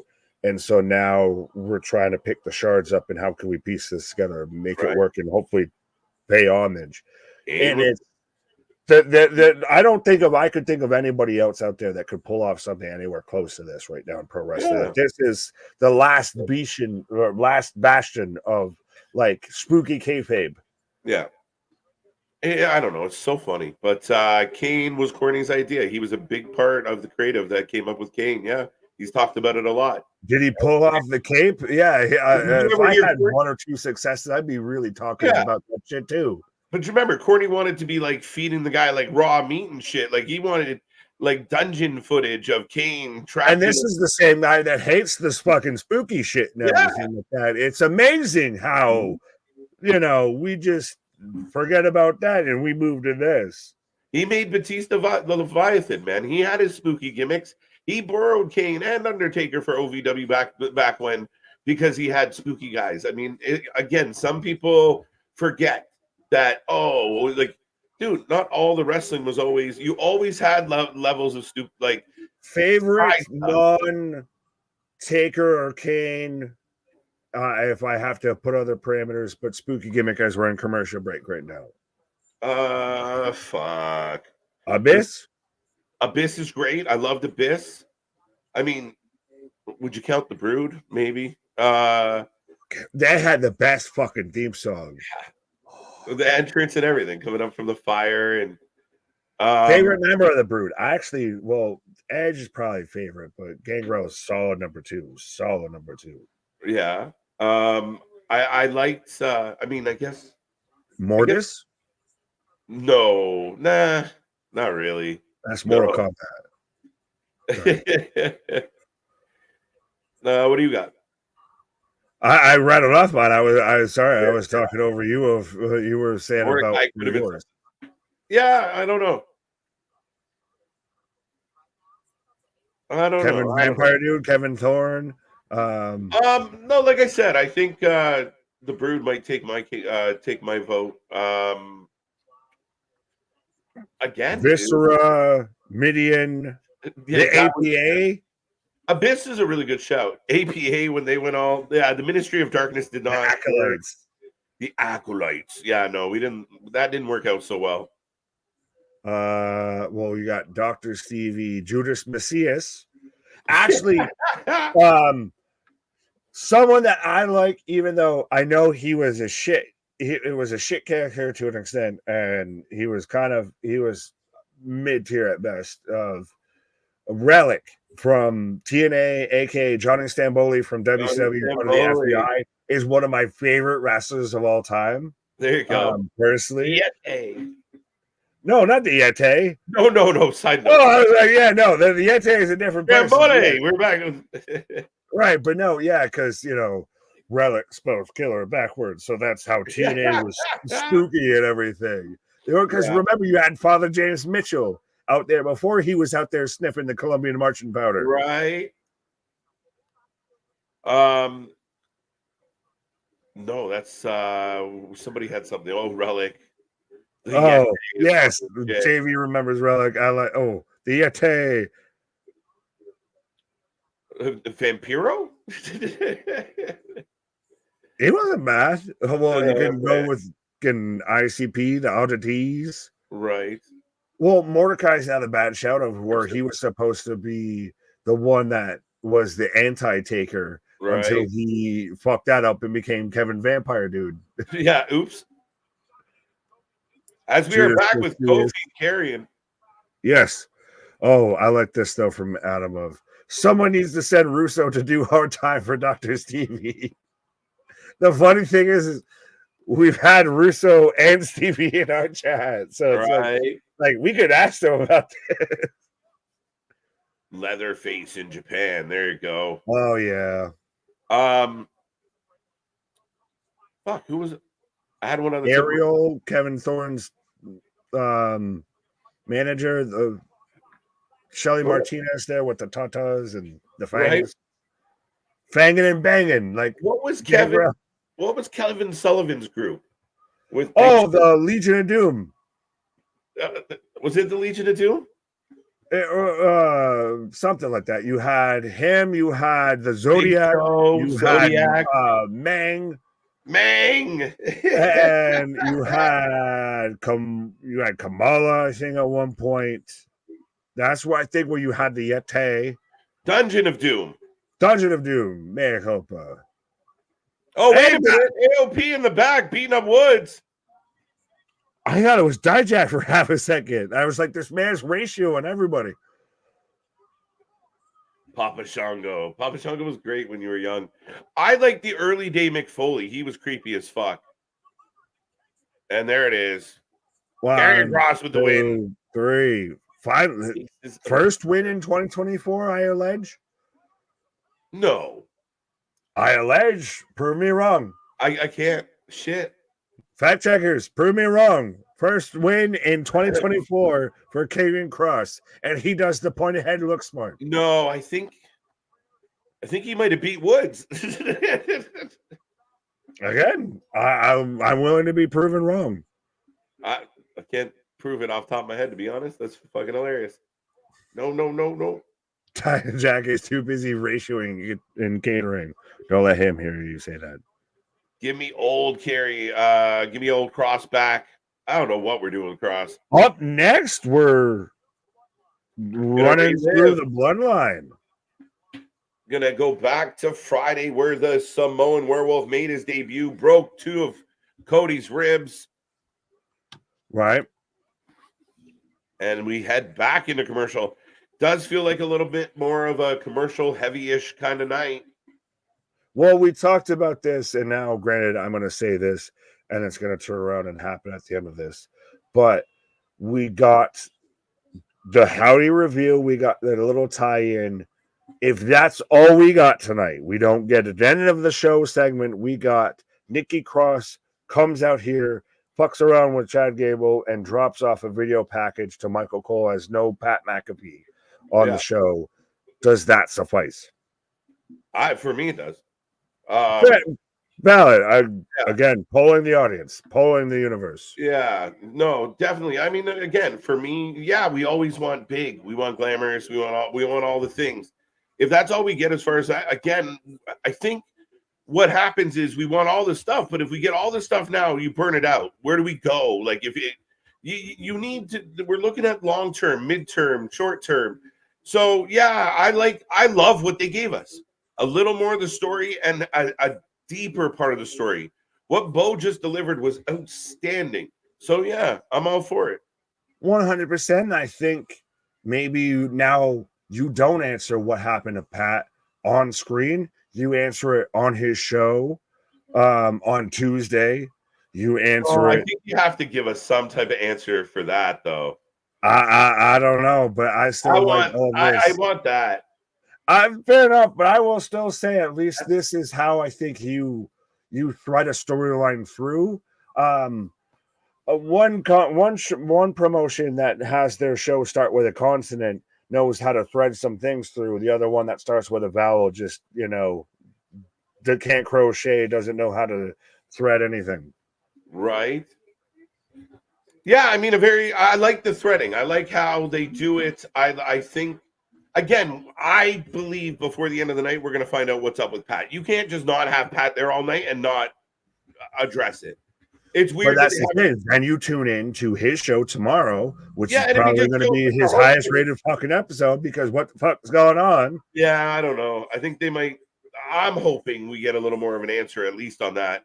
Especially in Indy. I think you make an impact by a hometown hero being hung up by his feet or some bullshit. If you're going to do that, that's your last shot. Probably that's your fucking go home because I thought it might have been something on the VHS, but if you didn't do that, then it's got to be your last shot. Wow. But ladies and gentlemen, we are on commercial break. We are rolling. 7 minutes left in the game 7, 2-0 Florida. Raw's rolling on. We got not much left, but we will find out how this one's going to wrap tonight. Make sure you hit like and subscribe. Still over 100 people in the chat. We appreciate you, folks. We're back all week long. As KJ takes for the pause for the cause, says MHC and KJ is on point. Hi.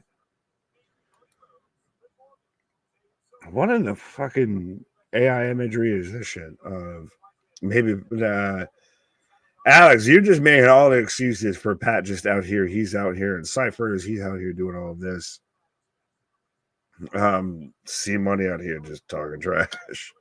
Oh, where was it? AJH3, I can't watch the Pat McAfee show. Pourquoi? Why?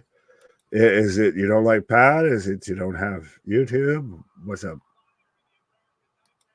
Title change to end the show. Could happen. Honestly, that's a big question, and that's halfway what I was asking KG. So I'll ask y'all. Let me know in the chat if that's the most howdy that we get tonight here. We got Alexa Bliss with a video with a VHS, and we show the VHS, and it's howdy interviewing Bo, and that's the most we get. And we get a title change at the end of tonight of the Judgment Day takes the titles off of the Awesome Truth, and that's how we have Liv get involved, and she starts to kind of really, see what I did for all of you guys. I got your PS4 or PS5. I got your chicken nuggets. I helped you win the title. Ain't I great? So I think that's the more likely situation out of the two. Pat McAfee's show is on YouTube for free every single week and day. Absolutely. So is ours as well. So 100%. Let's see if we can chase down Pat McAfee and 100% get as many subscribers and all of that as he has 100%, as we just passed 5K subscribers and now tiptoeing by the window of 5.13K subscribers. So be a friend, tell a friend, as we still march on fighting a good fight out here talking about all the wrestling. JV, Nick, I got a question for you. Hurricane 4 Hall of Fame, yes or no? Shane Helms, I would do it. If you've got Coco Beware, if you got Stacey Keebler, if you got fucking Tori Wilson, honestly, Shane Helms goes in my books before all of them. So I would do it. It'd be a really interesting show, and especially because he's become such a good, and oddly enough to those smart marks, like it's funny how Triple H mentioned of how there is the fan base that pays attention to what's going on backstage, what's going on to, contracts, what's going on to this, that, and the third. As up next Monday, we're getting Ronald Mysterious taking on Dirty Dom, so we're getting a WrestleMania rematch. As someone go look at the fucking picture that they used for Ray, because this man's eyes were all fucked up like a fucking iguana. And next Monday, Liv Morgan versus Zelina Vega for the Women's World Championship. Thank God, I thought they were almost going to make it a title eliminator, but there we go. But who was I going on about here? Refresh me. I have to scramble. 161 likes. Absolute. That's fucking impressive. Let's see if we get to 170. Let's see if we get. We're at 107. See if we can at least shift that 7 in front of that 0 and get to 170 in the stream as well. Absolute goddamn. Oh, Hurricane. There we go. Thank you. Came back around. Lazy Susan. Came in like a wrecking ball and got whipped through like a hurricane. But yeah, I think he could fit into the Hall of Fame. You do it he's just sliding in halfway through, and especially now we've got the big focus of who killed WCW, all of that. I could see this year, and that's where I was going with this. Of he's a known talent of working backstage and being an agent in WWE, so I think it works both ways.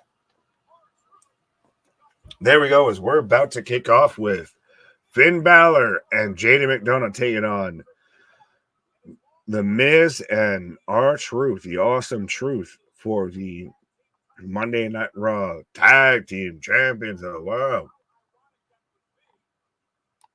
Awesome Truth will win. So yes, folks, let us know who you're taking. Whether you're taking the Judgment Day or you're taking the Awesome Truth.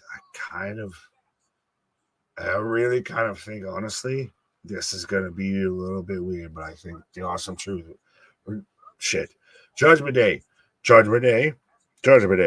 wins this.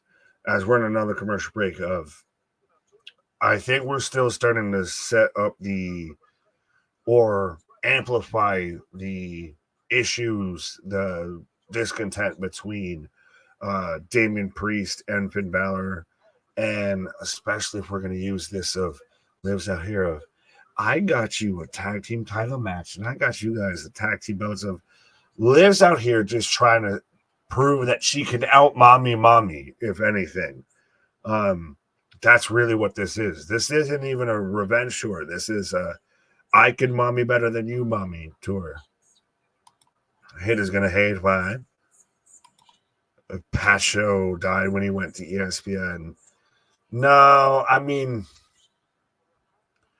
I'm gonna keep it a buck. I haven't paid as much attention, but as far as to say it died, I don't think so. I think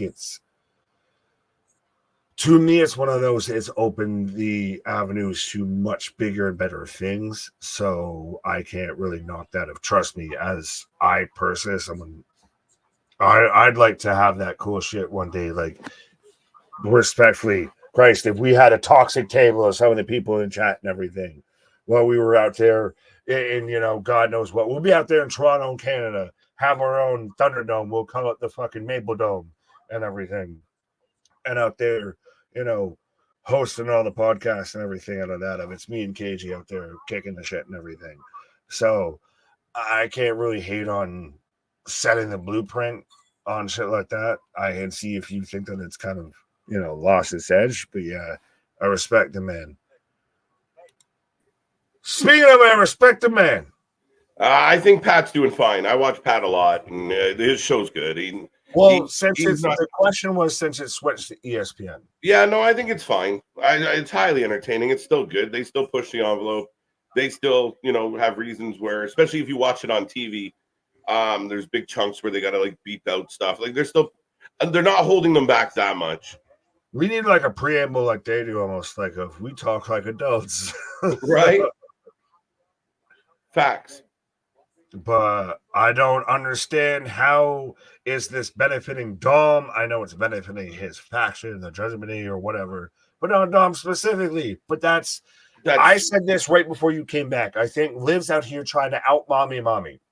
She's trying to, it's like anything else is, you want the friends to approve of you. She knows if she has a chance with Dom, she needs his friends to give the thumbs up. Yeah, but no, still, even that you had Rhea's that's out there saying, you fucked this up. Dom, what are you doing out here? Damian, you need to handle this. Like, Rhea was the one in charge out here. Liv's out there of, I got you chicken nuggets. I got you PlayStation 5. This is like your dad versus your stepdad type shit. Yeah.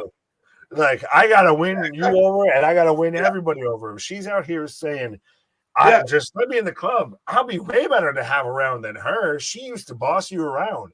I'll be out here winning championships, giving you chicken nuggets, playing video games, all that, getting you title shots. Yeah, no, again, just sucking up, just trying to be the perfect little, again, I want to call you daddy, not the other way around. It's a different vibe.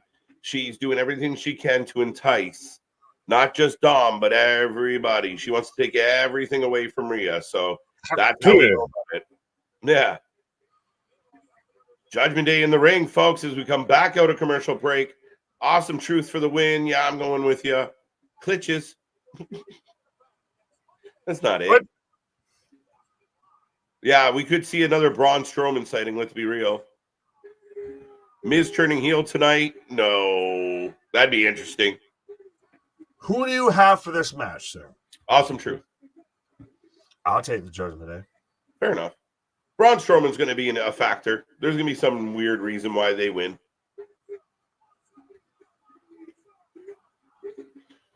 It'll be interesting, well, because I think this could play into the live of see what I can do for you guys.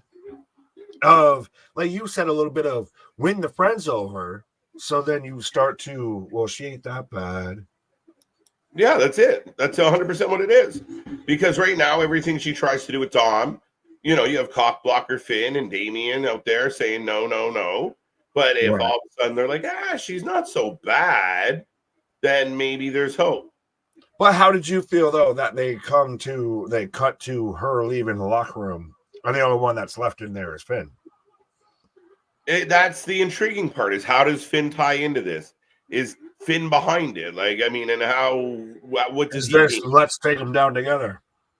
You divide and conquer almost, right? You take out Dom, I'll take out Damien. Yeah.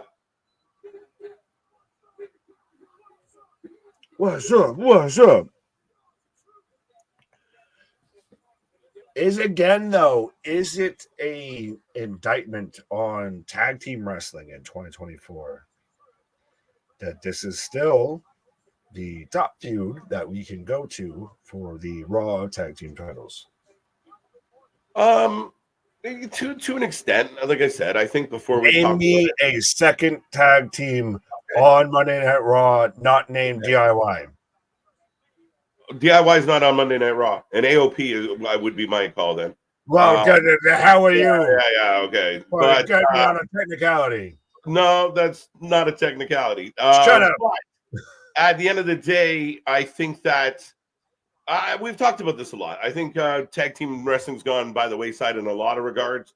I think this is, again, we're watching Triple H try and revitalize it, bring more talent in, build more tag teams. So as we go here, yeah, I think still maybe not the strongest, but again, you got 4 relatively decent people in the ring at least. Yeah, well, that's the thing, is it's one of those of, even on Friday Night SmackDown, it's who do you have that you would say is the top tag team contender? You have to shoehorn RKO, Rainey, and Kevin Owens as a tag team to make them. Yeah, but are they really a tag team, or are they just working together to deal with but that's even more to my point of there's no viable contender either way. I'm saying of that there's no. You mentioned about forcing Rainey and Kevin Owens together. No, you did. There's not another contender beyond them. Yeah, but they're not contenders. They're not even contenders for the belt. Like, they're not going after the belt. No, then who would you say? Like I said, right now, I said, like, it's a weak division. I'm not counter your argument, my friend. I'm literally saying the same thing you are. I think they're at least putting attention into it and trying to create something that's lacked. And there's Livy again. We got lots of Livy tonight. You get points for that. What? JD for the W. Liv secures the tag titles to further her storyline. I like it. I don't mind that. I don't mind it. I think that's the most viable outcome here. I mean, Awesome Truth can win it. I mean, remember, they all beat up Braun Strowman earlier tonight. That's not going to go unpunished. Right? So there's a good chance Braun Strowman comes storming out here at some point. With Nicholas? Yeah, maybe with Nicholas. Oh, I like how you skip past the comment that's like KJ. No, I laughed at it. The Awesome Truth feud to end, but keep picking them. Right? I'm just, their moment's coming. It's got to come soon. The Judgment Day rivalry's been like, all right. But that's though what I'm saying of this. We're at this point with tag team wrestling and WWE. Yeah, this has gone on for 3 months. Yeah, no, and I get that 100%. I agree with you. There's a lack of depth in the tag team divisions in wrestling, in all the companies. I feel like, I mean, there's a handful across all the brands of really, really solid tag teams that I'm a fan of right now. There's not many.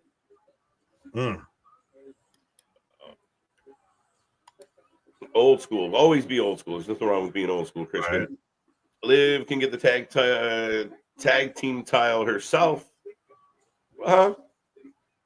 Creed brothers. She got to beat Soraya for it first. Right.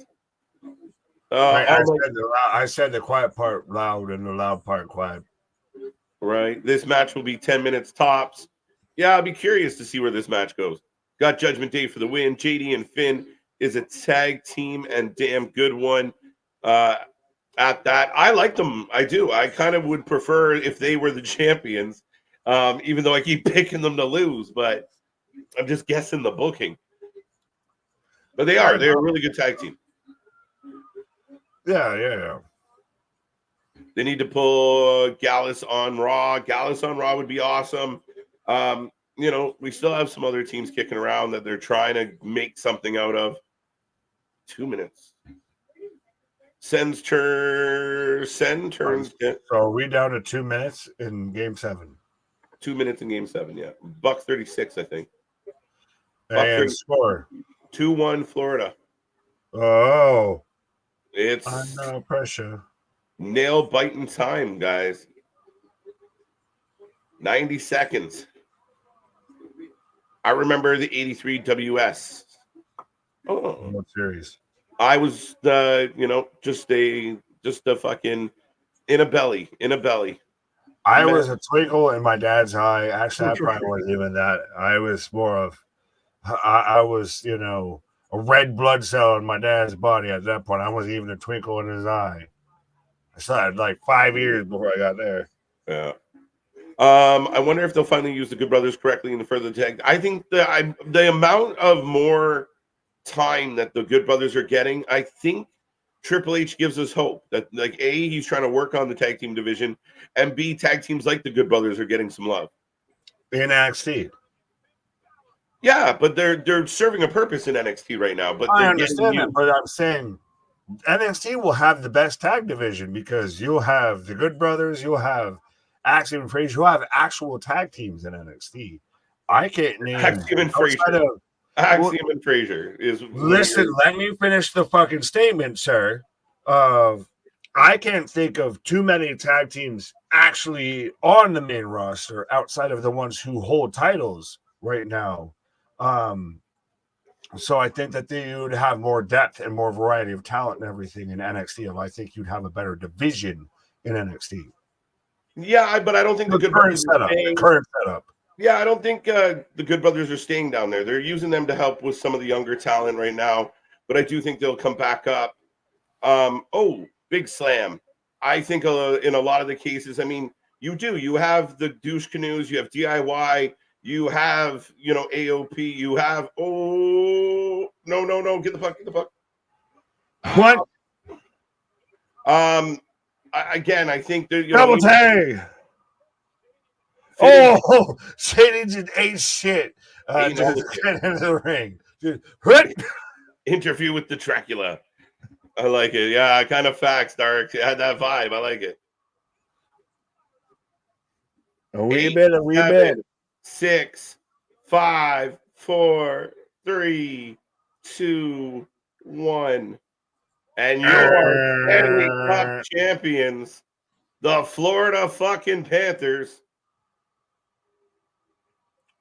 Now, do we boo or do we go, and it's sweet, sweet victory? What a fucking series. 2-1. I'll tell you shit. It was more compelling than the NBA series by that's true. miles. The Canadian curse continues, JV. Fucking heartbreaking. They're just waiting for Toronto. I hate that fucking move in pro wrestling. The crossbody to where the person in the ring jumps midway to meet them.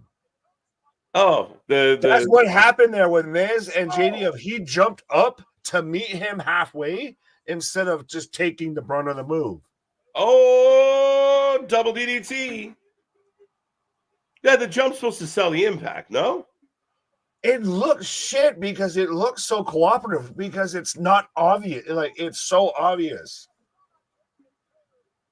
Like, why am I jumping? Well, I mean, I'd rather sell the big impact, sell the blam, and pop out of it. Well, if you don't jump, you just kind of like you're standing flat on your heels and the guy hits you in the chest and you fall back. Whereas that's what the move's supposed to be instead of you jumping to meet them, and it's a dual crossbody.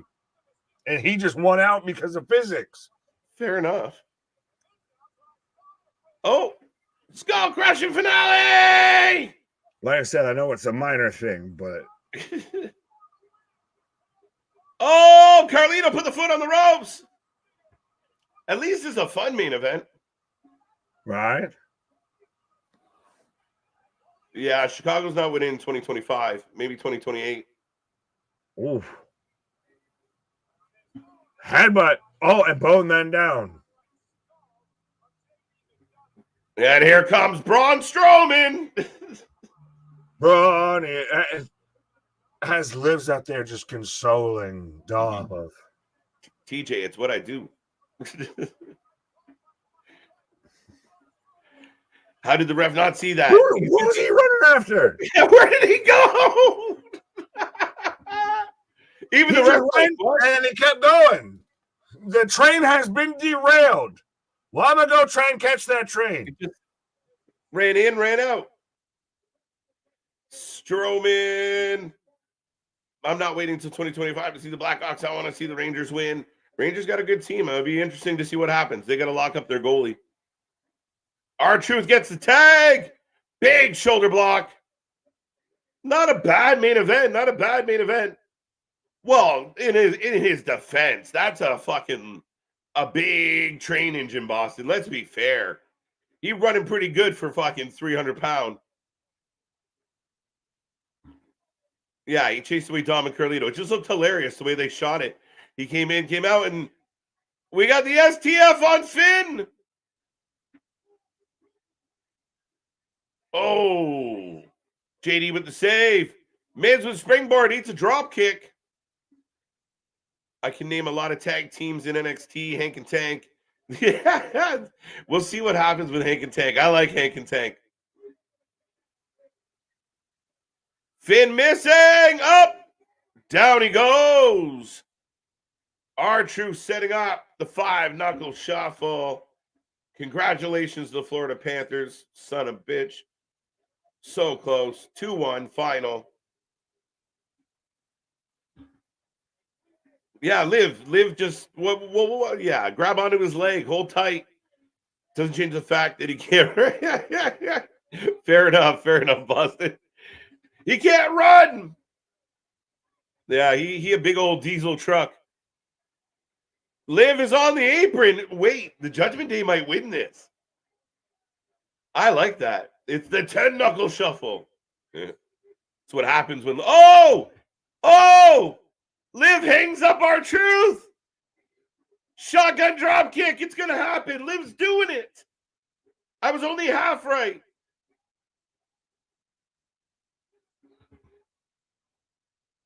There's your big surprise of the night. Liv Morgan helps the Judgment Day. Your new tag team champions. Well played. Well played. And Liv continues to suck up to the Judgment Day. Yeah, she did. I was finally wrong about the awesome truth. They were due. They were due. No! So if you guys can't see what I can see, Truth hits the 10-knuckle shuffle, if you will. And then Liv distracts him, pulls him in when the ref wasn't looking. She drops him over the top rope, hangs him up on it. And there you go. Thanks to Liv Morgan, we have new tag team champions. About a minute on the clock, so that's probably all we're going to get tonight, folks. Where's Pat? Jeff Jarrett on Wednesday. Yes, Jeff Jarrett on Wednesday. We will be live for Double J. I love this idea. It's been good. It's been this. They tied the story of Liv all the way through the show tonight. And again, she's running amok. JD finally has gold. There you go. And Liv is celebrating with them.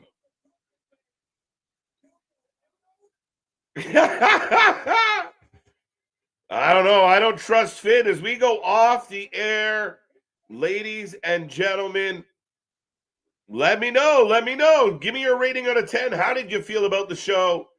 As on one screen, we've gone off the wrestling. On the other screen, I'm watching the Florida Panthers celebrate their cup victory. Get in that chat. Won't be here much longer, but let me know what's on your mind and give me your rating for tonight's show. I thought this was going to happen with AOP, I think last week or the week before, but this makes sense for so many reasons. I'm with you, buddy. I'm with you. Liv will lead Judgment Day. I don't think so, because she doesn't have the same presence right? She's more what we saw tonight, like one of, yeah, I don't know if she ranks, like pushes the leader button. I don't know if she steps into those mommy shoes. How many times does Judgment Day hold the tag title gold? Is that 3? 2 or 3? 3? Congrats to Judgment Day for being the Raw Tag Team Champions. Yeah, we got a title change. So again, in a week where we're getting a lot of things going down on every show, for the fans out there who are like, we need a moment, we need stuff. We got more Wyatt stuff tonight. You got Seth Rollins tonight. You got Drew McIntyre tonight. You're continuing to push the storylines. You got your qualifiers for Money in the Bank, and you get this amazing story that they're telling with Liv. Again, I like what we got. A lot of what we got tonight was entertaining. And then at the end of it all, we get a title change. Got to mean something. Judgment Day are indebted to Liv. Yeah, again, there you saw Finn shrug. She's not so bad. She's not so bad. I got to say, McDavid is a beast. The guy's a monster. I don't know if they announced who the MVP is yet, but there's a chance that he gets MVP even though they lost. Might be McDavid or Barkov. Love the ending. Everybody is going to like Liv. Not right now. Priest's going to get kicked out. 9 out of 10. Can JD fit the belt around his head? No is the answer. Mommy isn't. 9 out of 10. Wow. No more Uncle Howdy. Not tonight. Not tonight. 8.6. 10 out of 10. 7.5. I'm a little surprised they didn't explain where Pat was. Little surprised. 7.5 out of 10. 2 and 1. 7 out of 10. 8.5 out of 10. I love it. A lot of people liking it. I give it an 8 if the VHS tape has coverage of Ronald Reagan's on. All right. 8.75 out of 10. Not bad, not bad. 0, no Trish. 8 out of 10. The cross match felt like a filler. It's just, again, it's not that much of a filler RM in the sense that there's this ongoing something between Cross and the New Day. So it might have felt like a filler match, but they're still trying to tell some type of story here. 8 out of 10, 8.5 out of 10. Finn to Pappy. Yeah, Finn might be up to no good. There you go, Brandon. Love it, love it. 8 out of 10. Solid 7 from Daniel as well. All right, all right. Number 3. So it is 3. Thank you. Pat pulled a no call, no show at Raw in his hometown. Yeah. It's interesting. And the fact that they didn't address it's interesting. 8.5 tears out of 10. Don't cry. Don't cry. 8 out of 10. 5 out of 10. Decent but predictable. Larry, I think that's a little bit unfair. And again, what was... Yeah, I don't know. Again, fair enough. I don't know what a lot of the predictability, again, we can know what's going to happen or have an idea. But in a lot of cases, you look at the people picking the matches. But 8 out of 10. Not Bullet Club. 8 out of 10. The Miz R-Truth was way overdue. I agree, Steve-O. I wanted the Mania moment, but that's all I needed. Finn, Liv, and AJ. Yeah, I don't think so.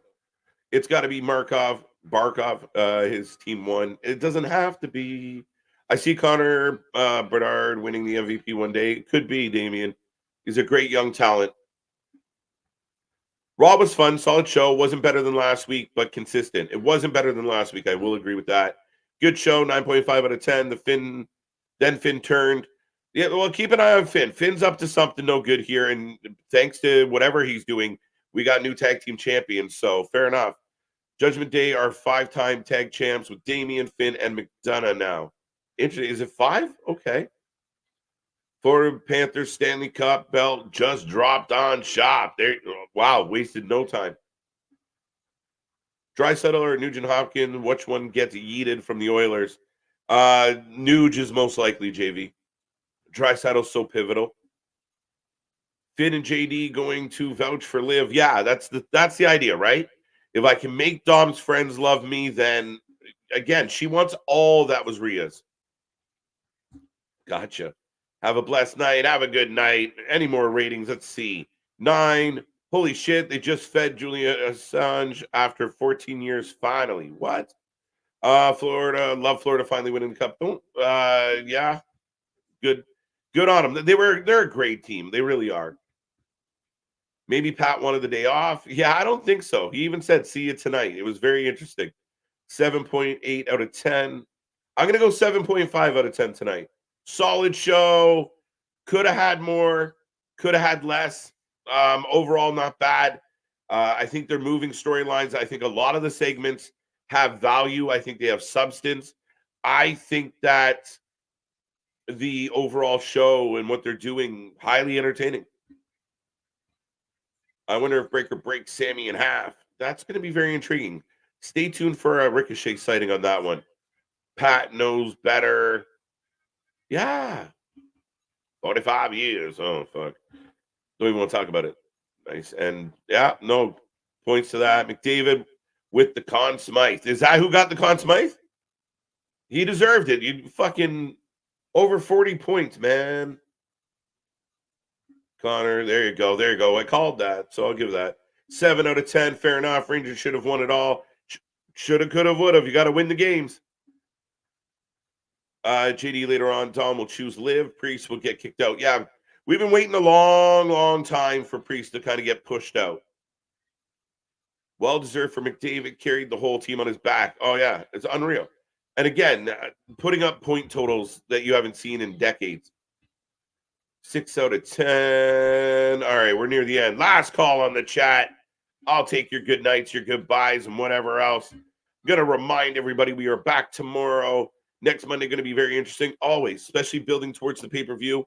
Again, where do we go with all of this? And where's Pat? Shane McMahon to AEW. Still funny as hell. I'd love to see it. 2 weeks left, and I think I'm confident in a 6th match for Money in the Bank. I'm with you on that.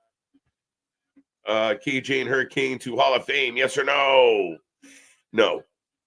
No. Sorry. I love him, but no. Yeah, they wouldn't be happy, but he deserved it. He was the best player in the Cup final, and they went to 7 games. Yeah, tough shit, Florida. You got the Cup. When do you see CM Punk showing back up on Raw? A couple weeks. You want to sell it. He was hospitalized, so you want to sell it. You want to make it value. And it could be you don't see him again till Money in the Bank.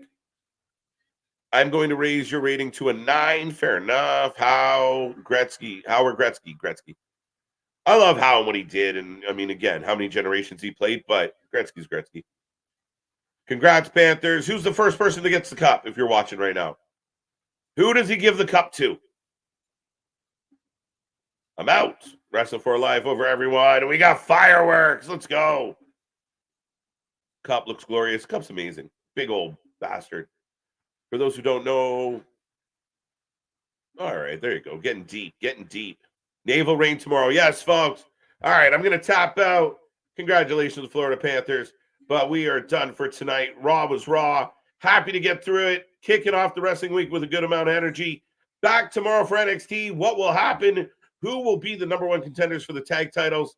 And so much more. Dynamite Wednesday. Thursday, our preview show for Forbidden Door. And we are grinding all the way to the end of the week where we got Forbidden Door this Sunday. We will be live. Gonna be a fun week on the channel. Be a friend, tell a friend. Click all the buttons. Don't miss out on any of the coverage.